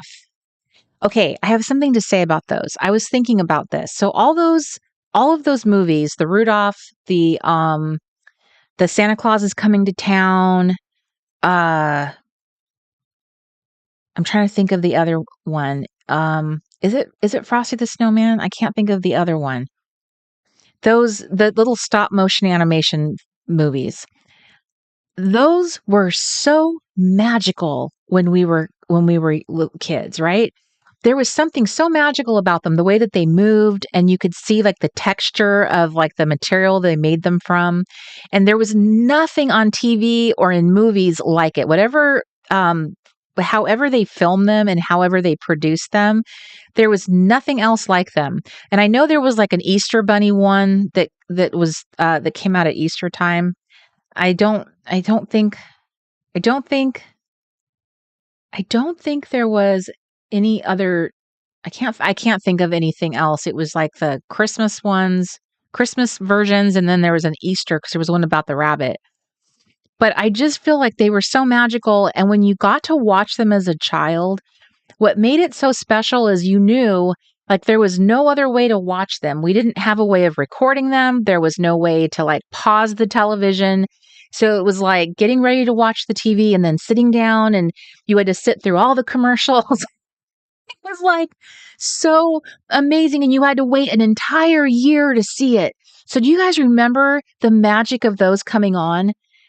It was like the delight. It made the season. I was really, really thinking about this just like 2 days ago when I was not 2 days, when I was making the Christmas list for the clubhouse. I was really thinking about those movies and why they were so special. We don't appreciate this stuff, I think, now in this day. I don't think kids do because everything they own is on DVD. Everything they have, they can watch it. You can binge watch things. But when we were children, we had to be patient and things like that. They don't make movies like that anymore. They don't make films like that. And they really haven't since. There's nothing like that. And there really wasn't anything like that at all. They were very unique. And I don't know why there wasn't anything. I mean, it's not to say that there wasn't other cool things made also, but those were very unique creations and there was just something so special about them. And I just remember it was like peanuts. Getting, the anticipation of like, the Halloween season and watching it's the Great Pumpkin, Charlie Brown, and just the night it was on, and just getting in your jammies and waiting for that program to start because they would be teasing it all week. Like you'd see it advertised on TV that it was coming. And so it was really, really special. I mean, I remember it so well. I can remember like who advertised on who their advertisers were. So it's just really interesting how I think that what makes them even better was just how they were like just preserved in this way that we don't have television like that anymore. It's just very different. So I agree, Annie. She says, I think Burl Ives' voice really made those too. I totally agree. And I think I'm probably thinking of the cartoon, Frosty the Snowman cartoon, because I think that was Danny Kaye. Am I thinking of the right person? So I just can't remember the other. Was there 3 Christmas ones in that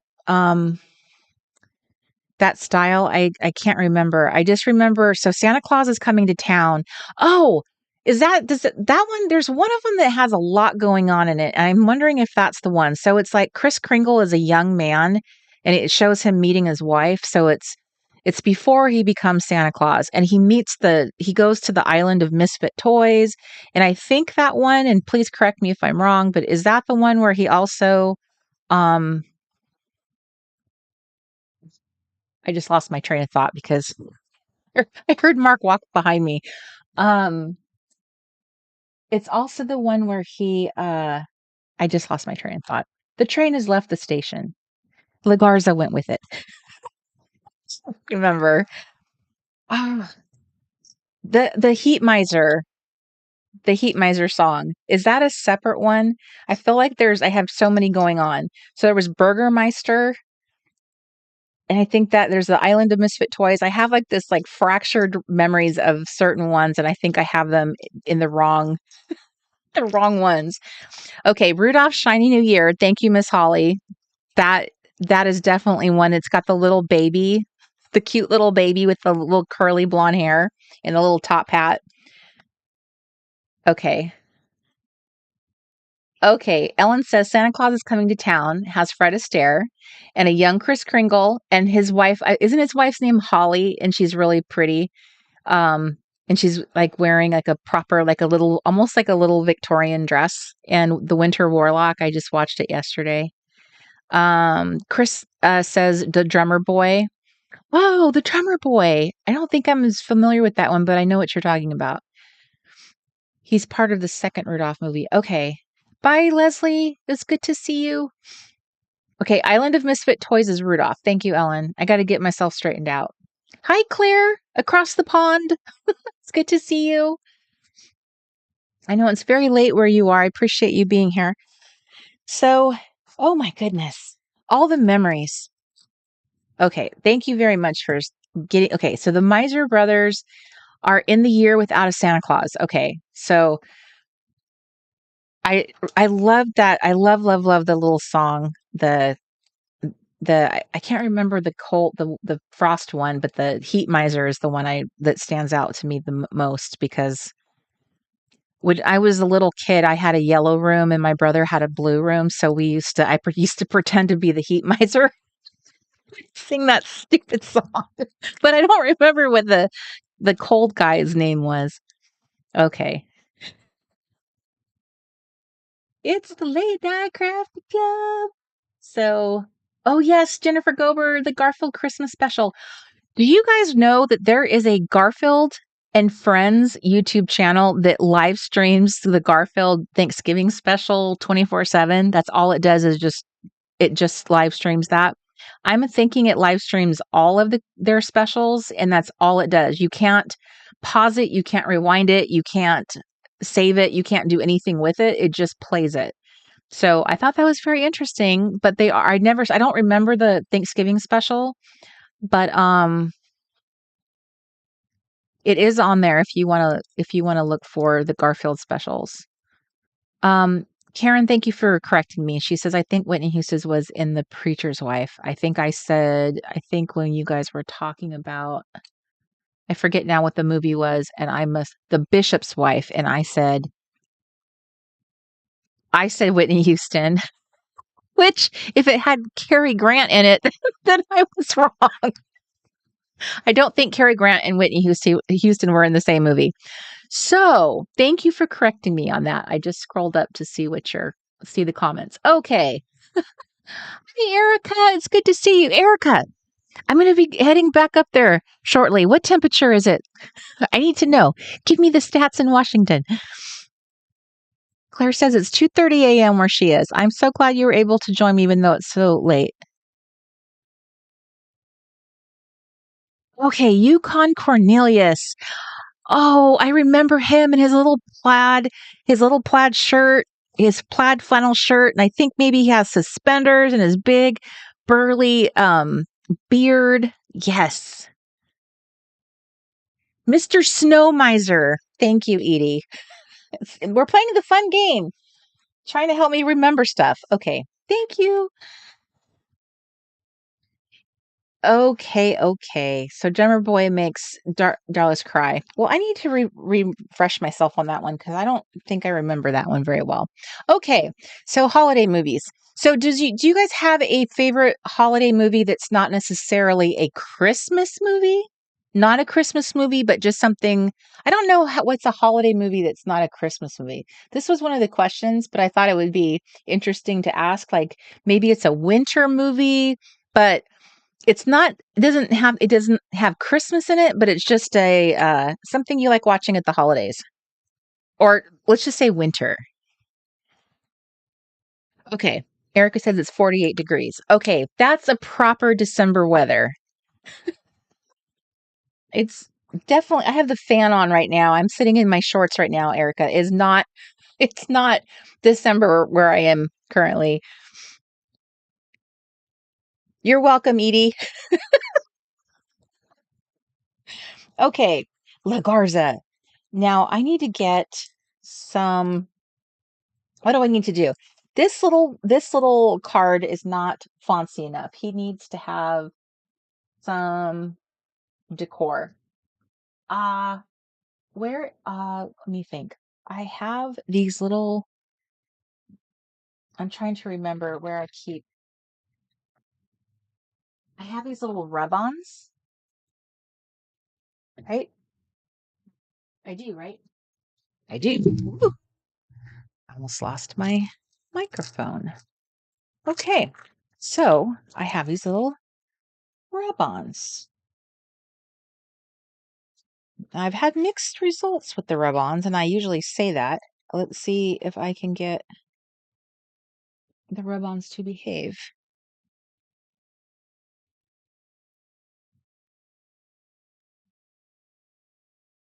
Okay. What do we got? We got The Grinch, Meet Me in St. Louis with Judy Garland, Jack Frost, with the Beetlejuice dude. Beetlejuice dude. Um, Little Women, when they had to give up their oranges for Christmas. Uh, Holly Angel, Nestor the Long-Eared Donkey is the story of the donkey that carries Mary to Bethlehem. I don't. Why does that sound? I feel like I know what you're talking about, but I don't have any memory of seeing that one. That one must have missed me. Oh, Erica, I'm so sorry to hear that. I hope that you're up. Are you up and about now? I'm. I hope you're doing better. And Jennifer Gober says Last Holiday with Queen Latifah. I have not seen that, but I heard it's a. I remember. I think my mom said that she really liked that movie. It was really cute. Claire says, I'll swap with you. I'll have the hot weather. You can come to the UK for the cold. Done. Hi, Lee. Good to see you. Okay, here's the next question. What is your favorite holiday smell? What's your favorite holiday smell? Last Christmas, gave you my heart. Very next day, you gave it away. Uh-oh, I'm gonna get copyright claimed. Do do do.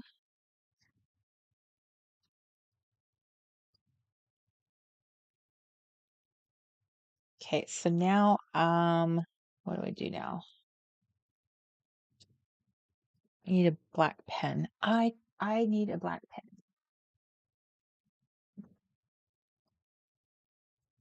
A black pen, a black pen. I am missing the right kind of black pen.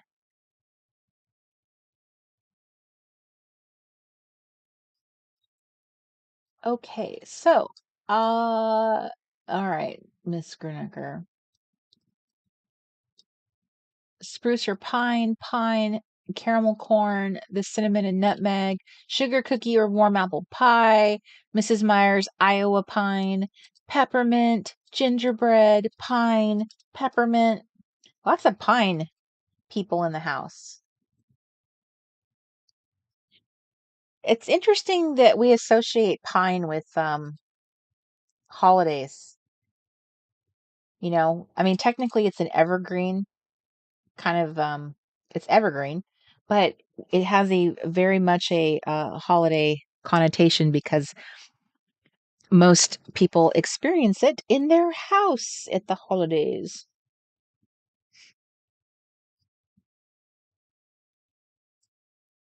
Let's see. So many hard to choose. Peppermint, orange, pine. We have a consistency here. I have a few outliers.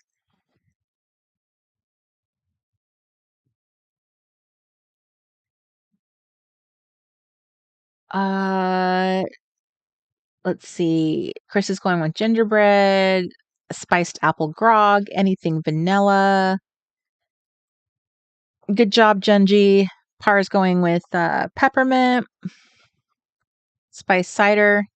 Doreen, I was trying to remember it too. I was sorting through my memory of that movie, trying to think of the other movie. The Empire State Building. Um, okay. So, oh, I know what I want to do.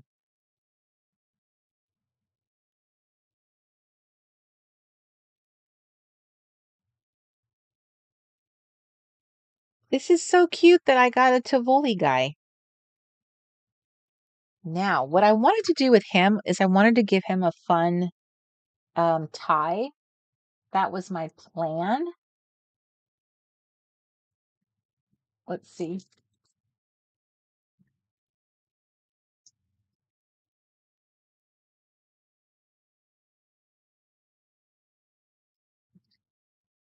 Let me see if I can give him a fun tie. I don't trust my cutting skills if there's math involved, if I'm trying to. The fact that they discussed Affair to Remember and Sleepless in Seattle is so cool. Yeah, they were really into that movie. To the point where they had all the lines memorized. I don't think I have any classic movie memorized to that point. Have you ever had a friend ever in your life that has a movie of that age memorized? I thought that was kind of, I don't know. That was kind of interesting. Let me see. My closest? Okay, so I have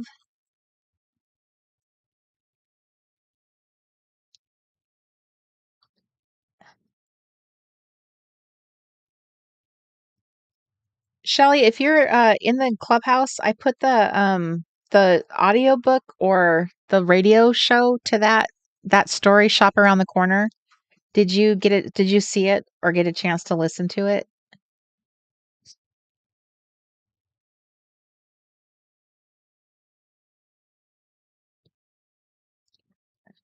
I did it for last month.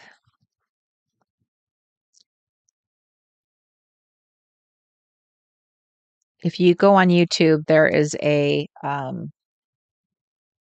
someone has a audio book, like a not an audio book, it's like a radio theater performance of Shop Around the Corner. Okay, so Debbie says burning wood coming from the neighbor fireplace is nice. Wish I had a real wood burning fireplace.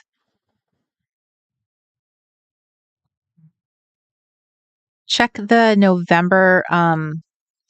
You can check your November inbox. It's in there. We have so many restrictions here in California that even if you have a fireplace, you're not allowed to burn anything in it. I remember when we were younger having fires, being able to have a toasty fire for Christmas and stuff like that, but I have not I have not seen that in years. There are so many regulations now. It's kind of a bummer. So when I moved up to Washington, that was kind of um nice that being able to enjoy things like that again. It was kind of interesting seeing people like burn things on their property, like burn things like yard waste. I know a lot of you guys do that on your properties, but just seeing people be able to do stuff like that was kind of interesting.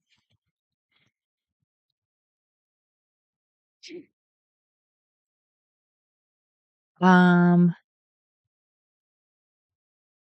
let's see.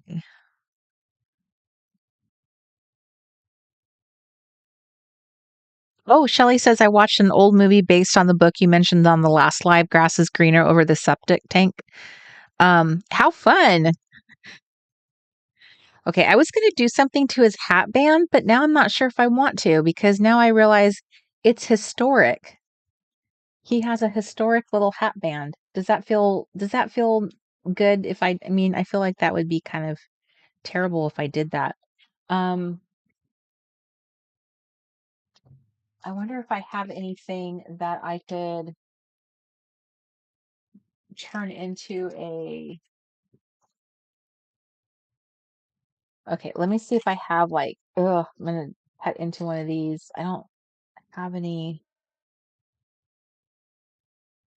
I was gonna give him a flower on his lapel. Where's my paper? Paper, paper, paper, paper. Okay, I'm gonna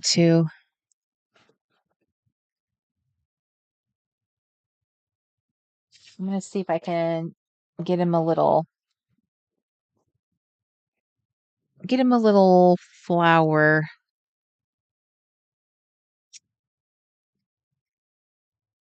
He's very dapper. And maybe there's like it's like a holiday event going on or something like very special. These are fun. I should put some of those on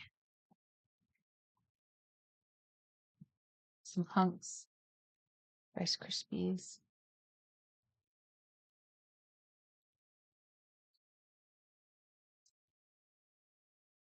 Okay, I'm looking through my, can we go here?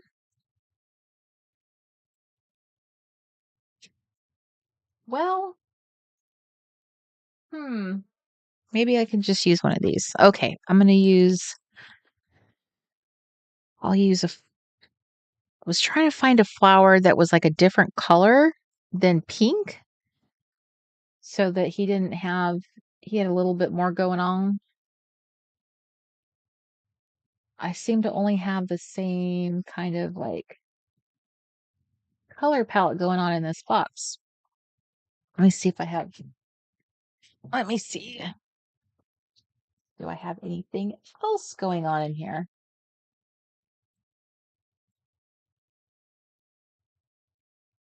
Okay, more pink flowers. Okay, I'm looking for a different kind of, let's see. Oh, those are too big. Ooh,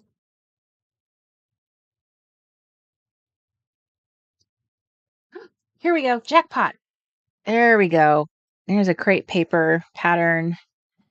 This has got different color flowers. I think a yellow one would be good. I can get one. The trick is finding something that actually looks like a flower. Hopefully this looks like a flower. Bye, Shauna.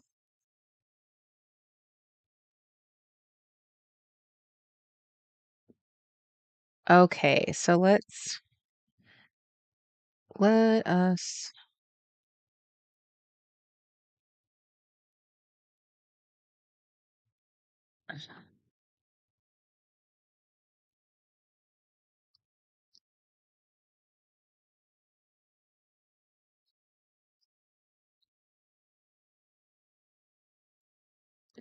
We also have these red flowers too. I have been doing so many flower the artwork I've been working with lately, building some new products. I've been making like a lot of flower crowns for the honeys. Oh my gosh, it's been so fun. I've made a bunch of different like cards, like quote cards and scripture cards and art prints. And my whole collection is like all these girls with these beautiful little flower crowns. So I like have all these little flower, like they have little flower corsages on their lapels and stuff. So that's what I feel like I'm doing right now. Okay. All right, Mr. Tivoli Gardens. Well, I'm guessing with this place being as big as it is, I'm sure they have maybe this jewel thief is jewel thieves go on vacation. I just thought this was such a cool scrap of paper, and on this is another cool scrap of paper. So I brought two cool scraps of paper together. And so there's my two dudes. So I got two cards done. Two stories, Ernie and Mr. Tivoli. Now, I have some other, I had another card here to work on. Oh, this little cutie pie and her little hat.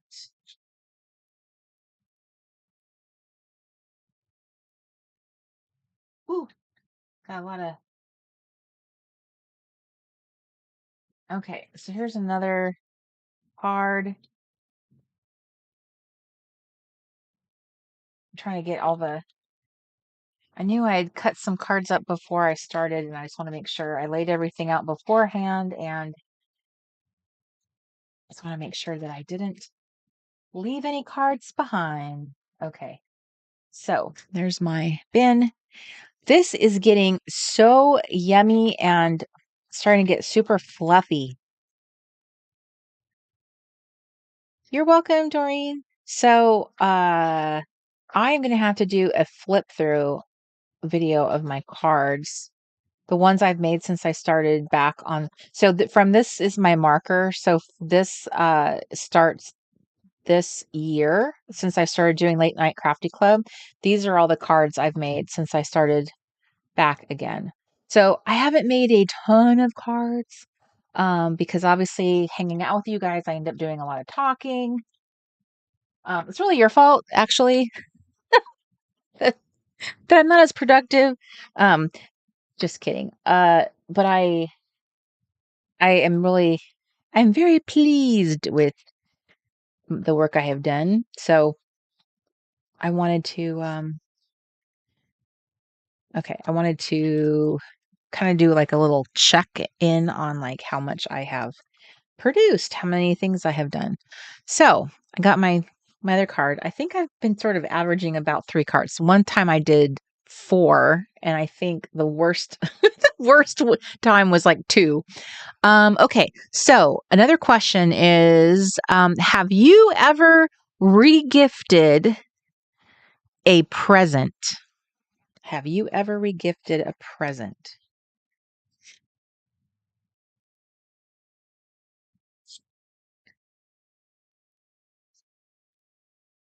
So I got some paper.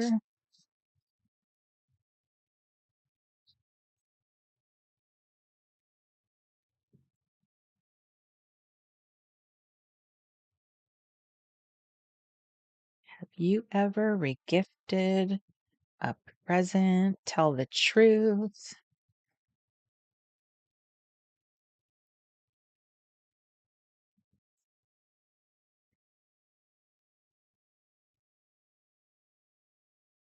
Okay, Edie says I have never regifted.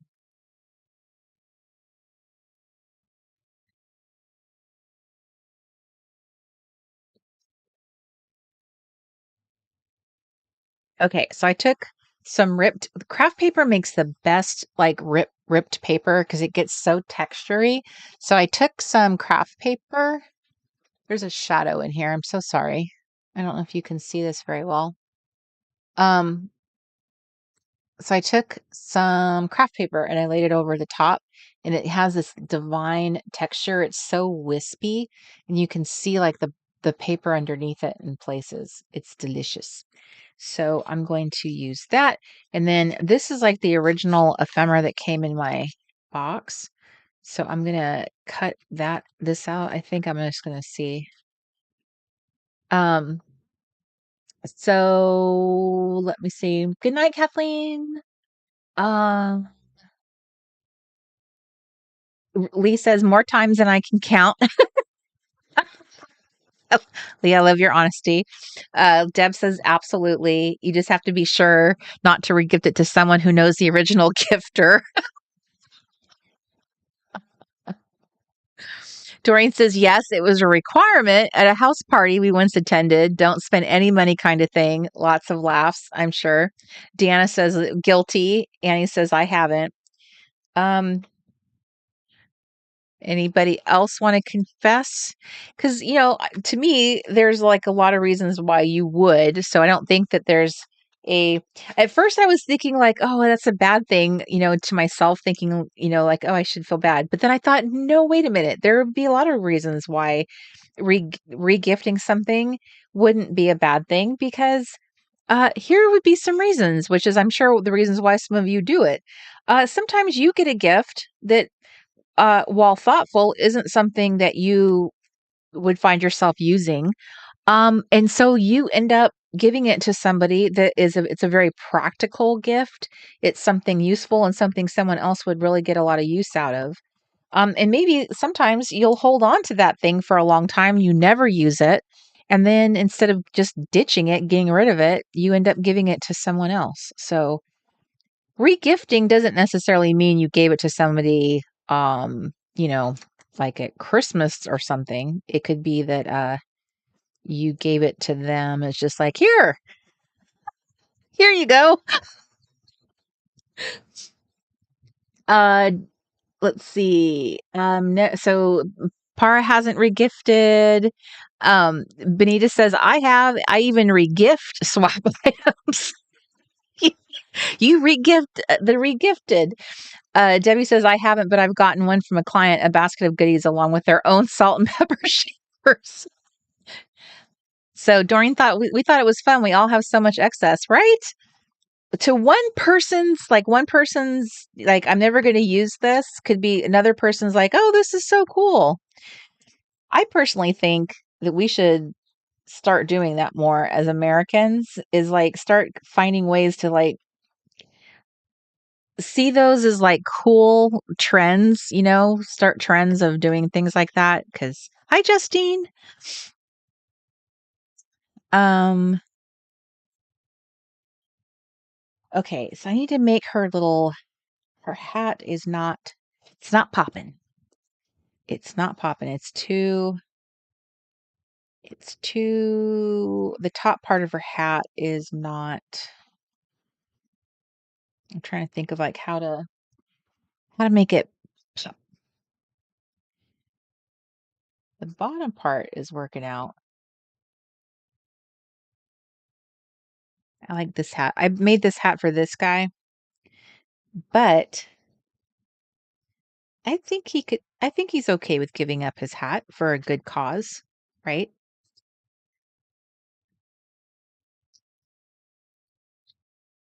Now the trick is what I have learned, and this is what's funny about these hats, is it's all about the angle of which you cut them, and there's a trick to it. And when you cut it after the fact, it is even trickier. Okay. Other question, okay, now put your little thinking hat on. I think this is actually a really good question. Which TV show, and this is completely subjective, okay? Which TV show, in your opinion, had the best holiday episode? Which TV show?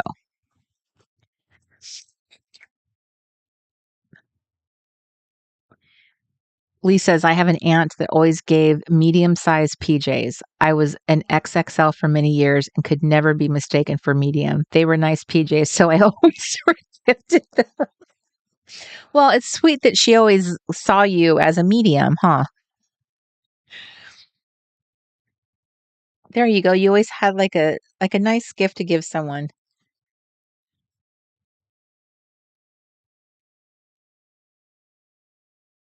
Right. I don't like that. It makes the bottom part of her hat look weird. So did he lose his hat? Aw, that guy lost his hat because I cut part of it off and now it doesn't fit his head. Okay, so how do I save her hat? She needs to have I don't know. She needs more of a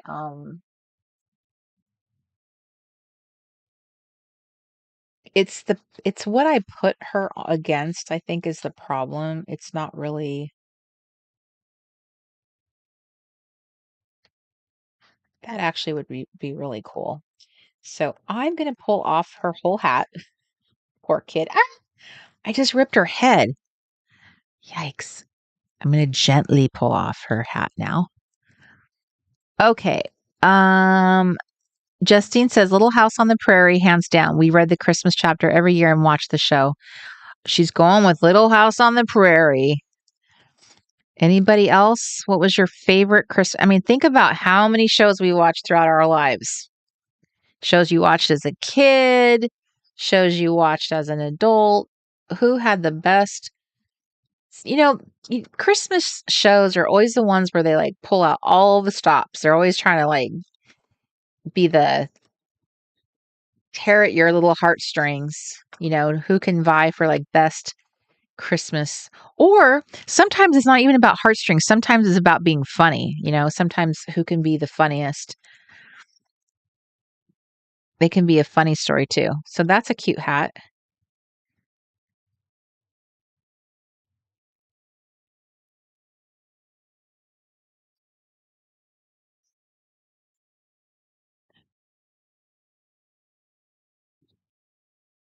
I'm sitting here thinking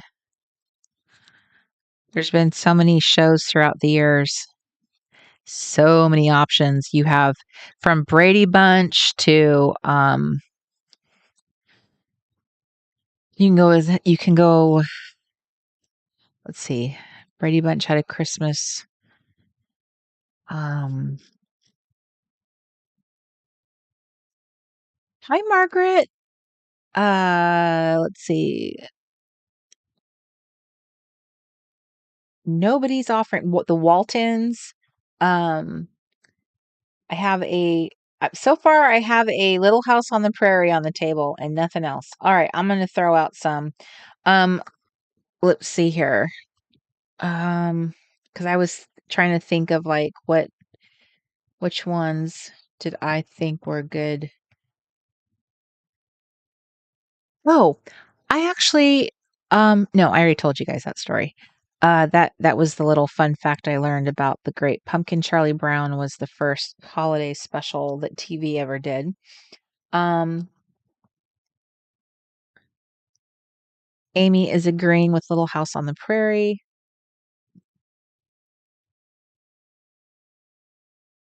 Okay, so now I'm going to go and give her little dots around her collar.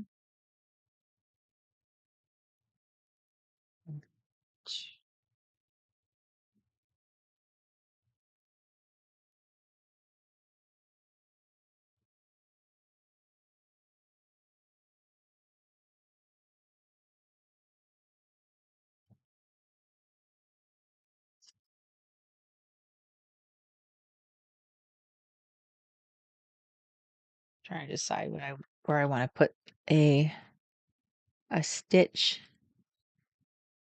down here, up here.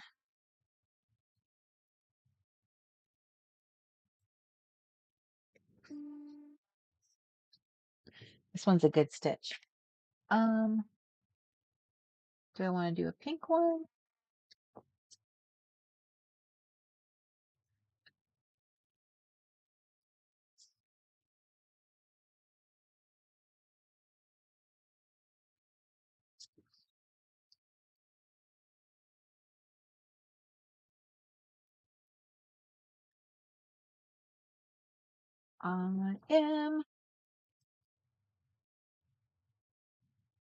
I'm very focused on my mission right now. Excusez-moi while I am searching.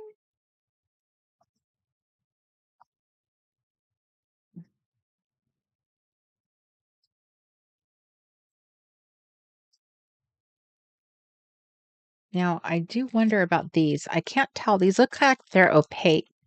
Um, I'm thinking about that, Benita. I was like, I feel like there was a I Love Lucy wasn't there an I Love Lucy Christmas?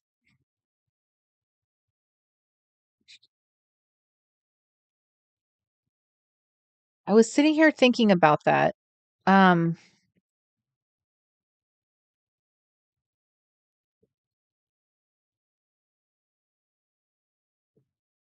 she was I remember there was a time where she got glue. She glued something to her face, but then I was thinking, was that a Santa beard or was that just another I think that was another time where she wanted Ricky to shave and he wouldn't do it. So that wasn't Santa. Um,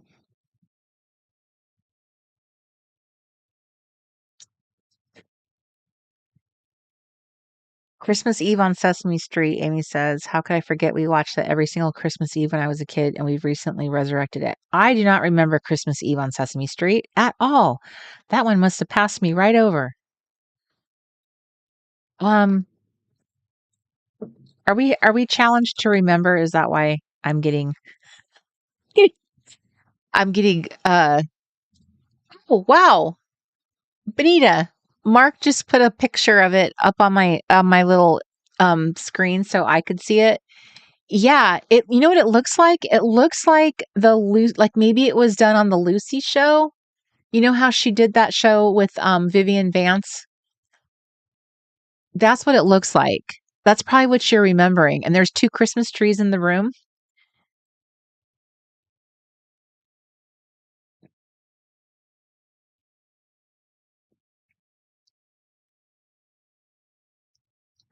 Shelley Kay says the modern All Creatures Great and Small had a sweet and fun Christmas episode.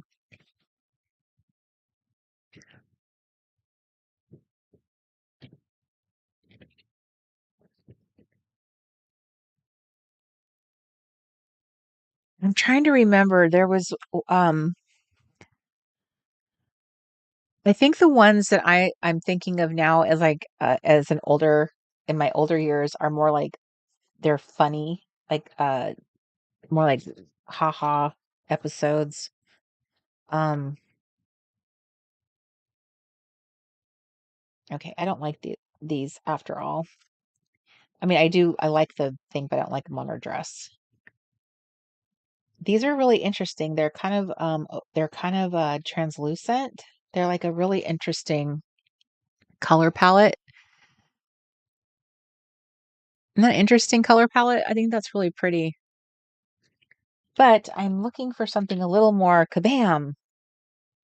And that is not it. How about random buttons here and there?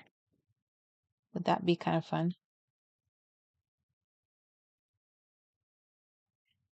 Let's do that. Let's do that. Need an orange one.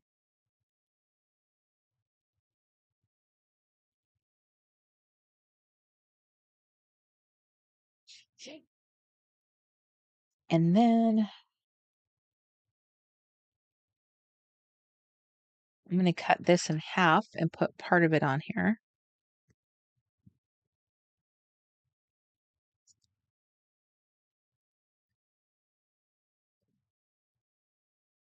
Um, did you ever believe in Santa when you were a little kid? And sorry if I just blew you away if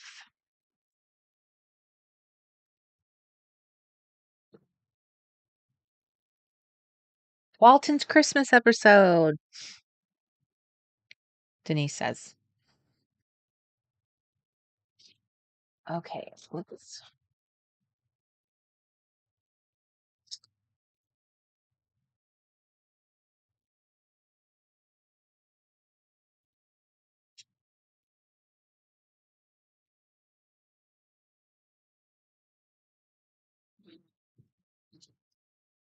where is my roller stamp? Roller stamp, roller stamp. Um,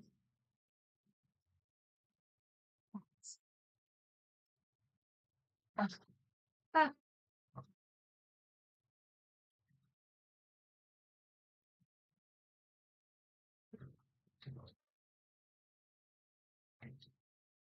interesting. Oh, I always forget that I keep my stamps up above.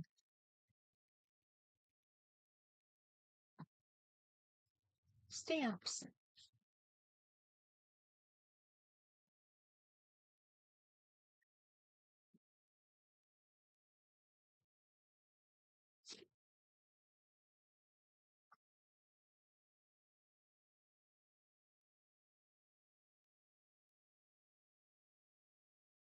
Okay. I'm going to get my little stamps. Okay, so it's 12:06. I'm going to think about that question because now that I've asked it, I felt like I could have just answered that really easily. And for some reason, it's escaping me what I would actually say about my favorite, like a holiday. This is my last year I get to use my date stamp. That's it. It started in 2013 and now it's ending in 2014. Done. My little date stamp will be no more.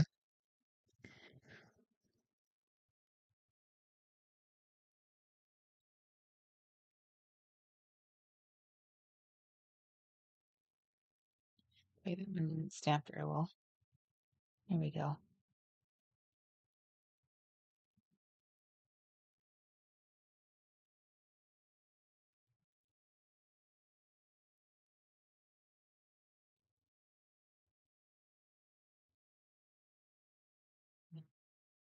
Okay, I need a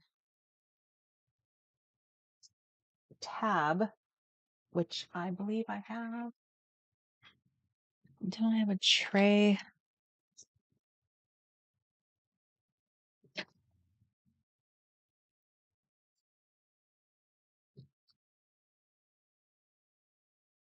Oh, I thought I had picked out a tab already for this one. Don't give up, Corey. It's somewhere here. It's somewhere here. You can find it. Don't give up. Do you remember what it looks like?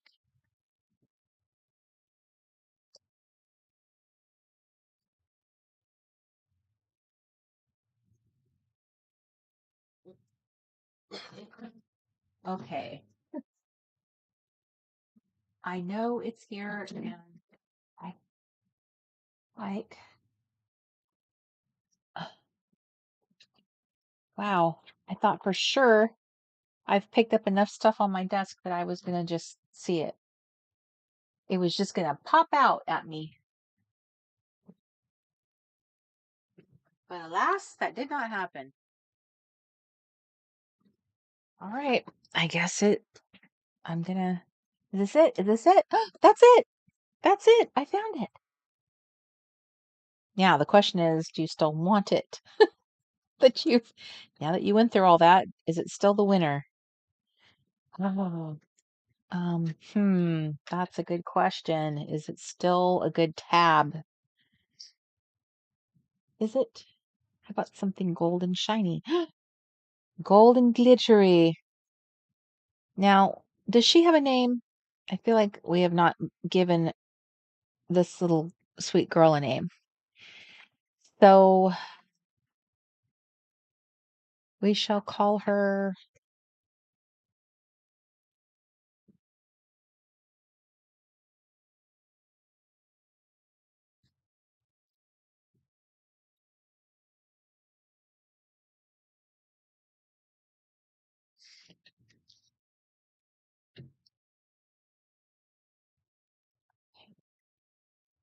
This one is I don't know that I have a hard time putting stuff on these. Let me see. Where's my word strip stickers? What did I do with those? Off on another hunt. Hunt, hunt, hunt. What did I do? Did I put them here? Always searching for something. But the search should be a short search because there they are.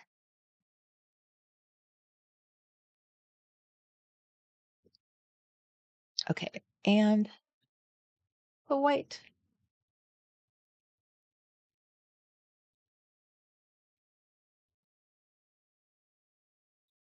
Man, these little white dots are hard to get on here.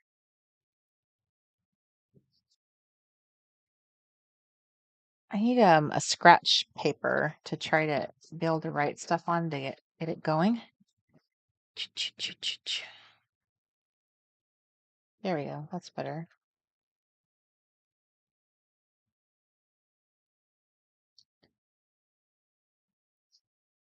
It always makes such a big difference when you just add some like little white details to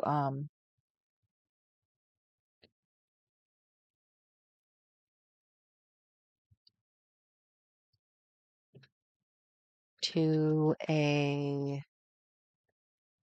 primarily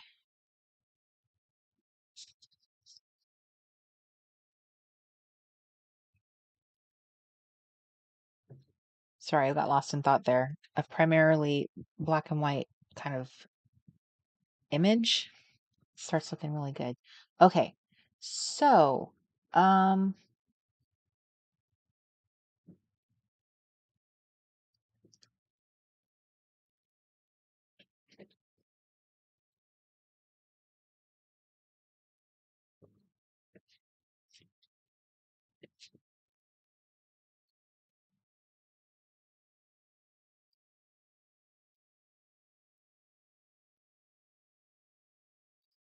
looking.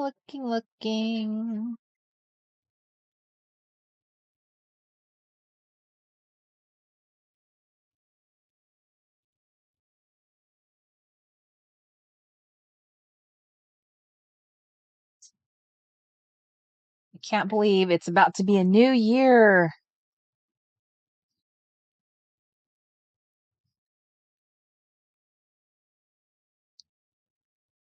We're about to roll over and into 2025. Hi, Andrea. Can you believe it? Hi, Joe Moore. Yeah, we'll go with Mary, as in Mary Quant. All right. Actually, you know what would be kind of cute is let's put some little white dots along the little edge of this paper. If I can just get this pen to behave. I feel like if I had a little border or something, it would be cute. There we go. My pen's working now. I'm headed in the right direction.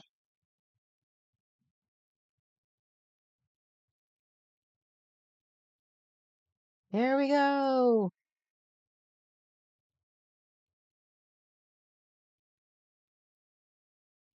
Okay, I think I need to do like 2 layers of it because sometimes this craft paper, especially when it's exposed, it like totally sucks in the Bye, Margaret. It sucks in the little ink a lot.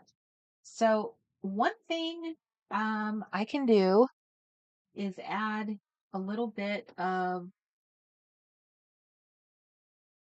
the ruffle. The only thing is all the ruffles I have are all this kind of beigey color, and I'm wondering if that's going to be that is just too beigey. I think what I need is something that is these are so fun. I need something that's a little bit more like this, like bright and happy. Okay, maybe I'll put this on the edge of her hat.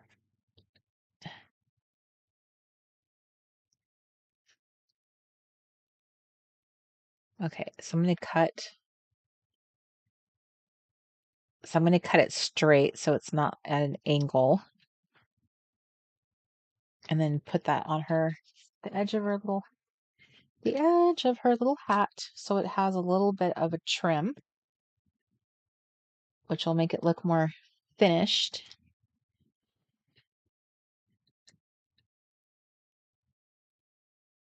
Now I'm going to go back over the white design, especially in the little places where it kind of bled through.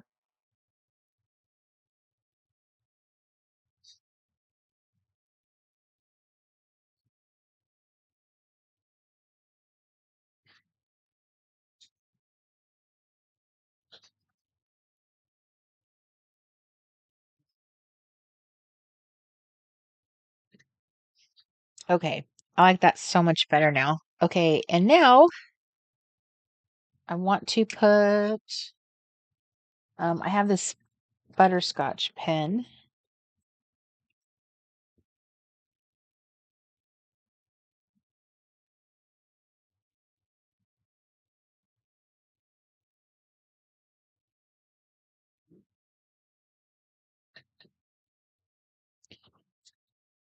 I add that. I from what I heard, when it comes to these white pens, um, and I think I got this from a YouTube video, is that storing them on their side was the best way to store them. I will admit, however, that I've been storing this one upside down, like pen tip down. Um, I'm using this one way more than I ever did, but the two spare backups are being stored on their side. So I know that they have that reputation as, drying up more quickly than regular pens tend to do. And it's probably the nature of the ink. I know that's kind of a bummer because I try to use this white pen a lot. That's helping. I do love it. It's my favorite. I pretty much use it in every project. So hopefully I'll end up using it up before it dries out. That ended up way cuter than I had expected. Okay, what time is it? 7:30, 2.5 hours. I got the cars, and I got our girl here. I got Ernie running off he left his job at the IRS to be a train to work well, we'll just say he works for the train now. I don't know. I haven't decided. There's a lot of things one can do working for the train system. Is he a conductor? Does he just work on the trains? Is an engineer kind of guy? Is that it? Or this guy right here? When I look at him, he just looks like a Pete. That's just like the first name that comes to mind is Pete. Just no messing around. It's just Pete all day. Look, Pete could be like a convict. That's like his little plaque. I don't want to do that to Pete though. Pete's a good man. Um, let's see. We'll do a simple card with Pete. We'll keep it really simple. We'll do something really, really simple just to show how simplicity can be like a really good, let's do it like a challenge. Like, I'm just gonna pick some scraps here.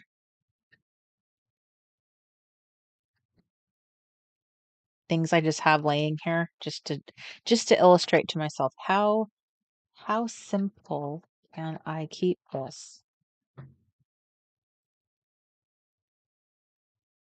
and still make a really cool, I'm gonna rip this just to make it. Oh, let's make Pete a crown, right? Okay. And it'll be easier too. So with a crown, what we'll do is we'll glue it to Pete's head. I've been putting crowns on all of my girls. Um, the projects I've been doing, I've been round happy. So we'll do that. Of course, let me see. I should probably do it from the back.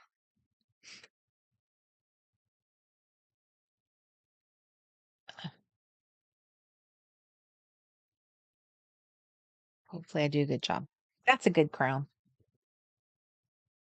Okay. There's Pete.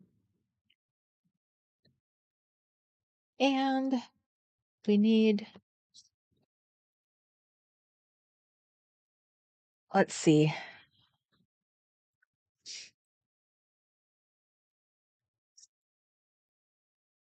What else can we do to Pete?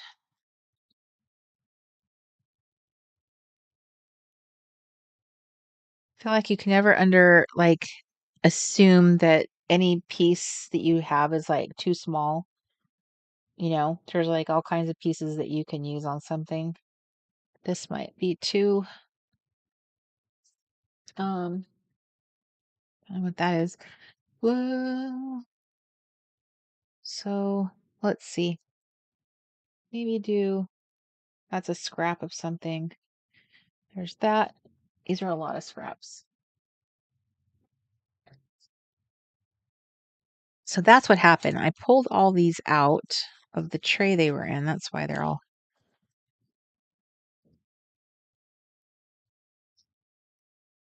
I was wondering what happened to all my. I was wondering, did I use all those up? No, I did not. I just pulled them all out. Okay. Okay. Here we go. Scraps can be a wonderful thing. It's all about the color. So we got hats on here, scraps on here. Let's get these hats off. Hats off the table. So, here, this, and then, oh, how about,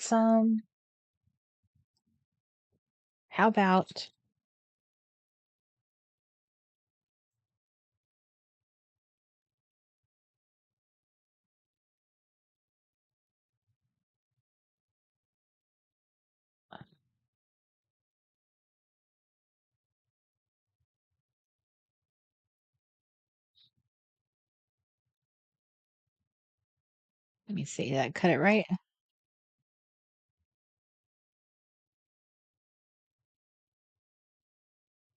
I don't know if that really pressed that P very good.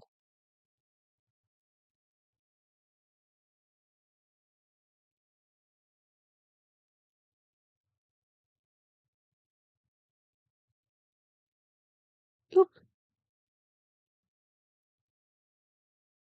Okay, so, let's see, what should we say about our friend Pete here? What do we say about Pete?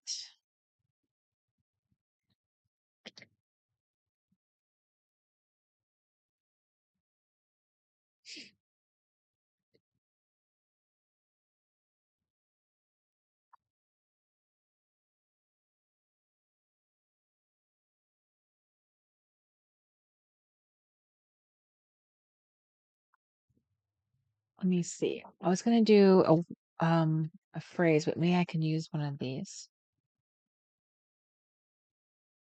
because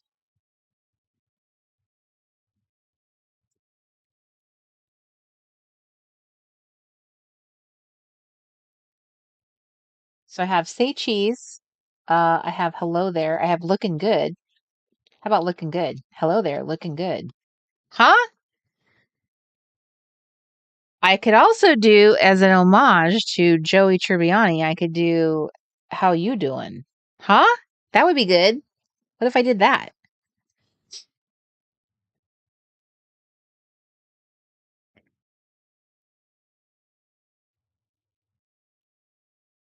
He does look like King Cole, doesn't he? Okay, I think I've gotten all the little. I don't know why this is kind of. All right, let's give Pete a cheesy line. How?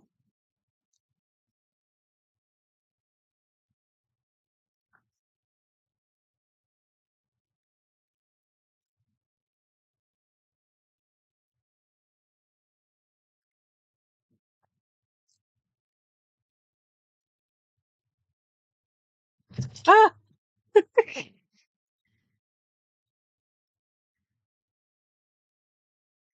My brain is racking in the background, whirring along as I'm trying to think about Christmas episodes. Think. My poor little Dymo label maker.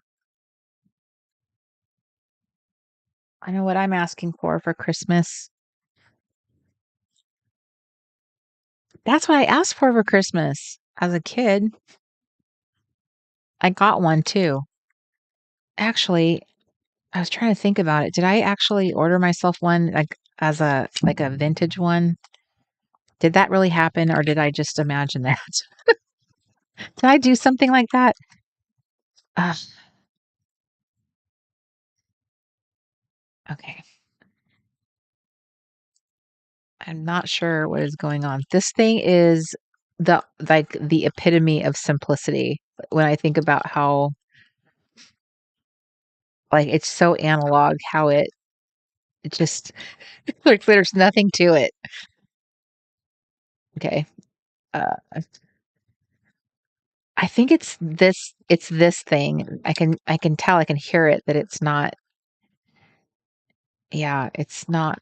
I think it's it. You guys, I think the day has come that not it's just not working anymore. I don't know where my old one is. It's not even pressing it any longer. I don't know why. Okay. This is a sad day. It could be that there's just stuff stuck in it, and I have no idea how you would ever get it out. You know what's interesting? Have we come to a point in our society where things are just not fixable anymore? You know, like you just throw them away and then buy a new one. I don't even know how you repair stuff anymore, especially when something like this, all the components are plastic. You know, this was not meant to be fixed. There's no way to like open it and fix it.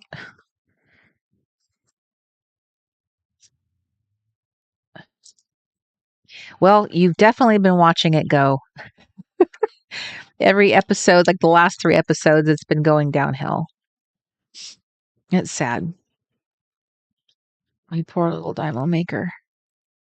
Hey, by the way, if you're ever interested in getting yourself one of these, not this particular model, but like any particular little handheld Dymo type maker, these are all over Amazon now. This kind of like handheld little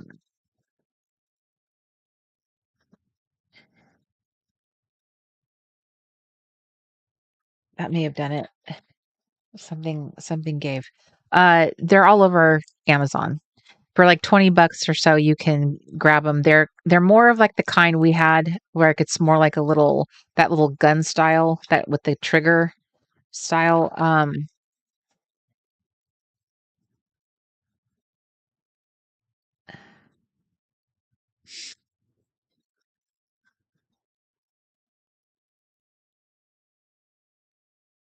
Forgot what word I was typing. There we go.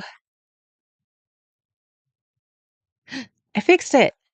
I fixed it. It had stuff caught in it. That's what it was. Yay. I brought it back to life. There we go. Okay, sorry about that. The little pieces are anyway, they have these type of little things on Amazon.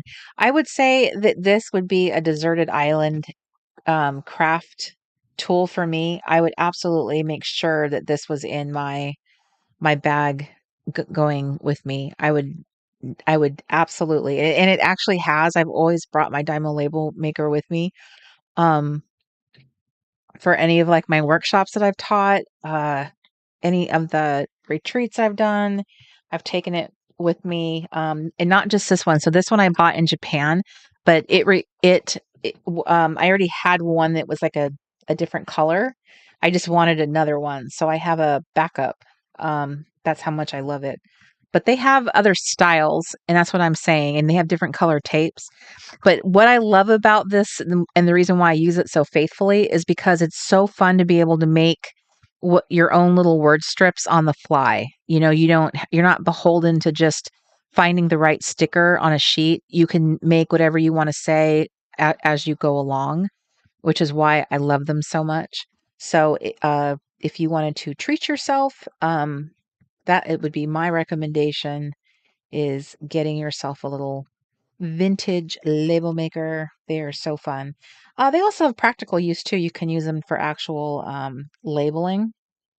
I actually have quite a few storage containers in my kitchen that are all labeled with this vintage Dymo label. I went to look on not Amazon, eBay to see if there's any of this available. And this was it. This was the last of the good stuff. So I think that even the pack of there was 3 rolls of the original vintage stuff was I don't know, it was outrageous. It was more than $30.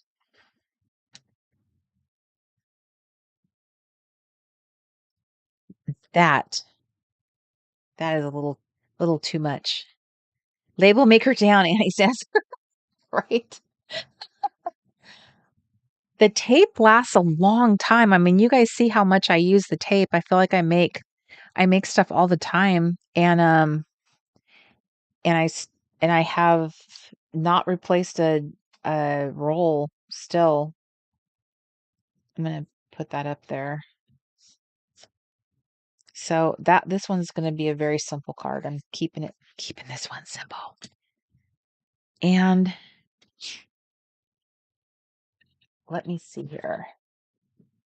Which tabby tab is it going to be?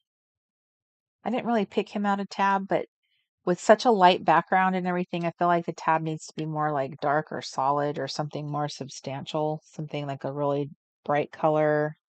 That's too matchy. So something like that would work. Something that's got a punch to it. I like that. And I think that would be cute to put a couple little things on his brown if I can get them on there. There's one.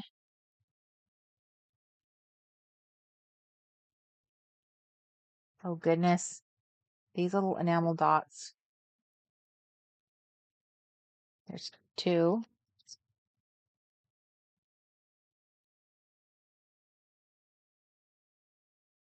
There's 3 enamel dots.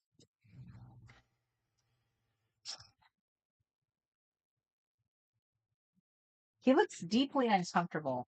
He looks like he's very uncomfortable. He's probably getting his picture taken and he's not really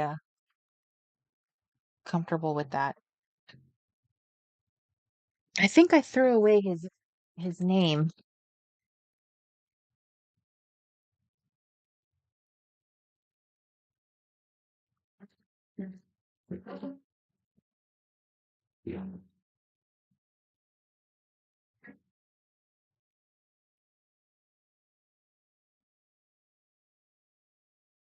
Huh.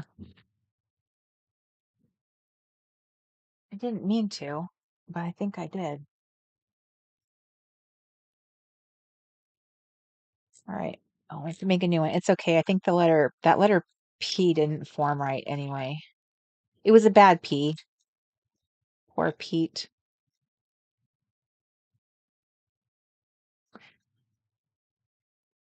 Hi, Estrada Creations. Welcome to the show. Okay, so here's our friend Pete. His card is made.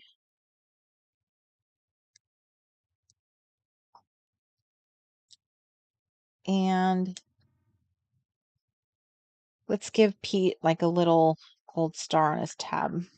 Give him a little. Pete's.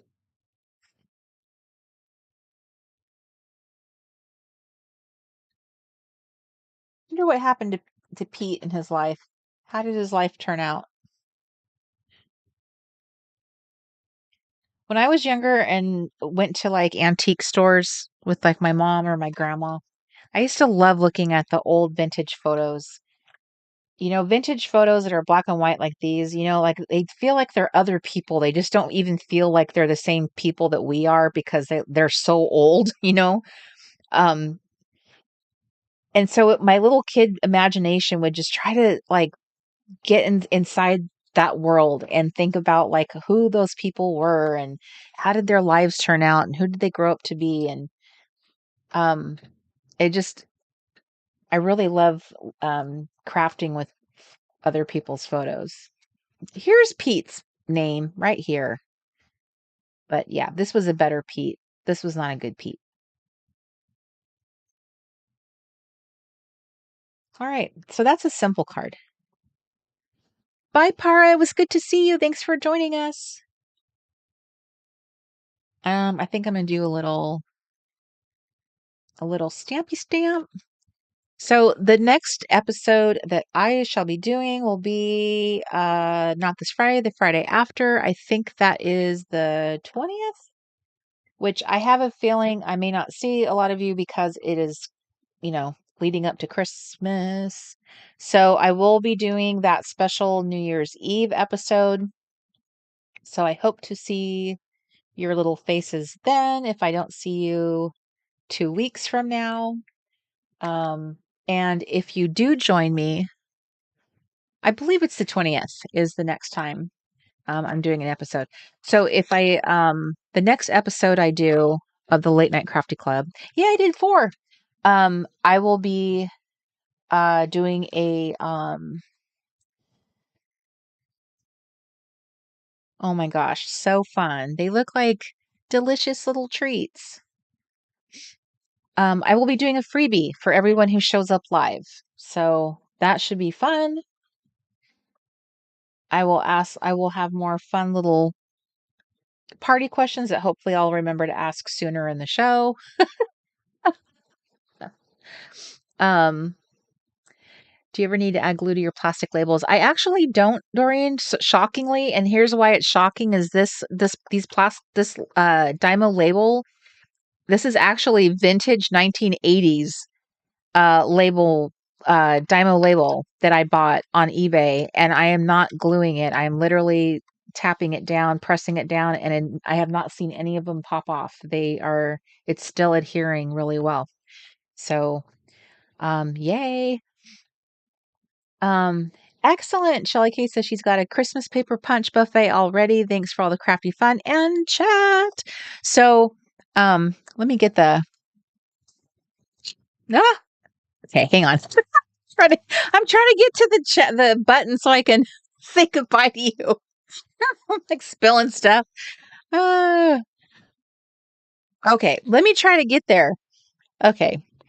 It does look like the card. So this is my new my 2 new products that I'm starting to sell in the store have more of this aesthetic. I'm definitely going this direction. Okay, did I get over there? Okay. Am I making it over there? Okay. So yes, these cards are definitely more of the aesthetic that I am starting to try and make products with. So like doing covers and like notebook covers and cards and art prints. So it's a lot of fun. This is pretty much like who I've been all along. Like this is my aesthetic. This is what I really love and enjoy. This is the kind of stuff that like catches my attention. I'm like a collage person at heart. So I love this so much. That's why I really love doing my little Scrapture cards because they're so small. It's such a small, approachable little collage, like a little canvas, it's so easy to do. And it just gives you this little tiny way of challenging yourself, that is not demanding. It's not a big page. It's not intimidating, and you get to try and experiment and do fun things. And it's fun to like have a little concept or a little story in your mind how you're doing something. I actually do that a lot when I'm crafting, as have a little story in my head. So it was fun doing storytelling with you. As we talked about, I think Ernie was the star of the show. Ernie, um, Mr. Tivoli, and the Garza, the Jewel Thief. So I hope that you guys really love what you hey Cece. I hope that and Miss Karen, I hope that you enjoyed crafting, relaxing, doing whatever it is that you were doing while we were spending time together. because that's what the Late Night Crafty Club is about. It's about spending time together, being available in the chat room if you want to chat with others, and just wherever you are in the world, not just here in America, but where you are in the world, that you have some like-minded friends to hang out with on a usually Friday night, to hang out with. Isn't that fun? And it's really cool that that encompasses other people from other cultures and other places in the world. And I love that. I love that about our club, and where everyone's welcome. So if you missed anything I said earlier, you can run this back. But I just want to remind you that I will be doing that there's a link to the Google Calendar in the description box of this video so that you can see all of the Late Night Crafty Clubs I have scheduled for this month. There's actually 2 more. One is on the 20th and one is on New Year's Eve. And I will be doing that because most of us are home because we're indoorsy people, right? That's what the Late Night Crafty Club embraces, indoorsy people. We love our outdoorsy people too, but that's what it was made for. Those who love indoorsy stuff on Friday nights. So thank you very much, everybody, for joining me and spending time with me. And I hope that you had a good time. And it's always wonderful to see your little faces. And I really appreciate you showing up, spending time with me in the back of my RV. And I'll miss your little face until I see you again, because it will feel like a really long time. Hopefully the next time you see me, I will be in Washington State. I will be wearing flannel jammies. As God is my witness. Please let me be wearing flannel jammies. So anyway, I wish it was cold where I am, Cece, but it's definitely not that right now. So thank you. There you go. We're indoor cats. Yes. So anyway, I love you guys. Have a wonderful, wonderful weekend. I can't think of anything else to say other than I love your faces, and take care of yourselves and be good. And I'll see you very soon. I hope to see you the next time around. If I don't see you, I hope you have a wonderful, wonderful holiday with your friends and family. If I don't see you, but I hope to see you next time, there'll be a freebie on the next Late Night Crafty Club. If I don't see you, I hope to see you on New Year's. Let's bring in the new year together. Okay? I love your little face. I'll see you guys later. Bye, everybody. Bye, bye, bye. Bye.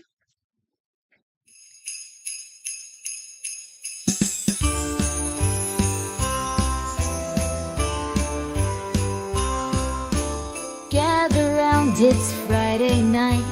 Time for crafts and pure delight. Paper, scissors, let's get started. With vintage tape, we'll be wholehearted. Every honey deserves her day in the sun. With enamel dots, we're ready for fun. Layering circles and punch stars too. In the Late Night Crafty Club, it's all for you.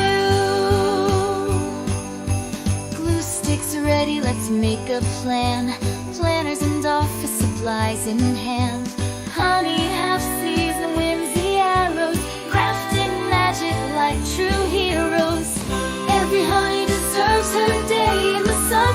With enamel dots, we're ready for fun. Layering circles and punch stars too. In the Late Night Crafty Club, it's all for you. Doodads and gumballs, let's create a scene. Join the club where we live our dream. So grab your scissors and come along. Together we'll craft and sing our song. Slip into jammies, grab something to sip. Stickers and golden scissors, let's take a crafty trip. The playbook's open with listers, got a list. In this crafty paradise, our dreams coexist. Every honey deserves her day in the sun. With enamel dots, we're ready for fun. Layering circles and punch stars too. In the Late Night Crafty Club, it's all for you. Cards and pockets display our creativity. 32-pound paper so smooth and buttery. Scrapture Cards help your ideas flow. What will you make during the Late Night Crafty Show? Gather round, it's Friday night.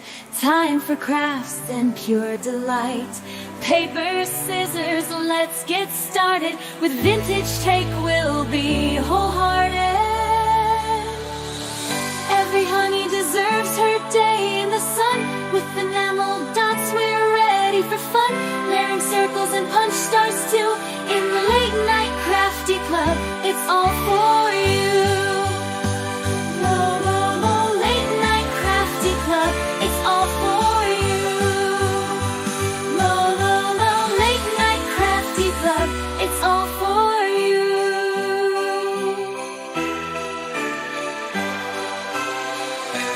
Slip into jammies, grab something to sip. Stickers and golden scissors, let's take a crafty trip. The playbook's open with listers, got a list. In this crafty paradise, our dreams coexist. Cards in pockets display our creativity. 32-pound paper, so smooth and buttery. Scrapture cards help your ideas flow. What will you make during a late night crafty show?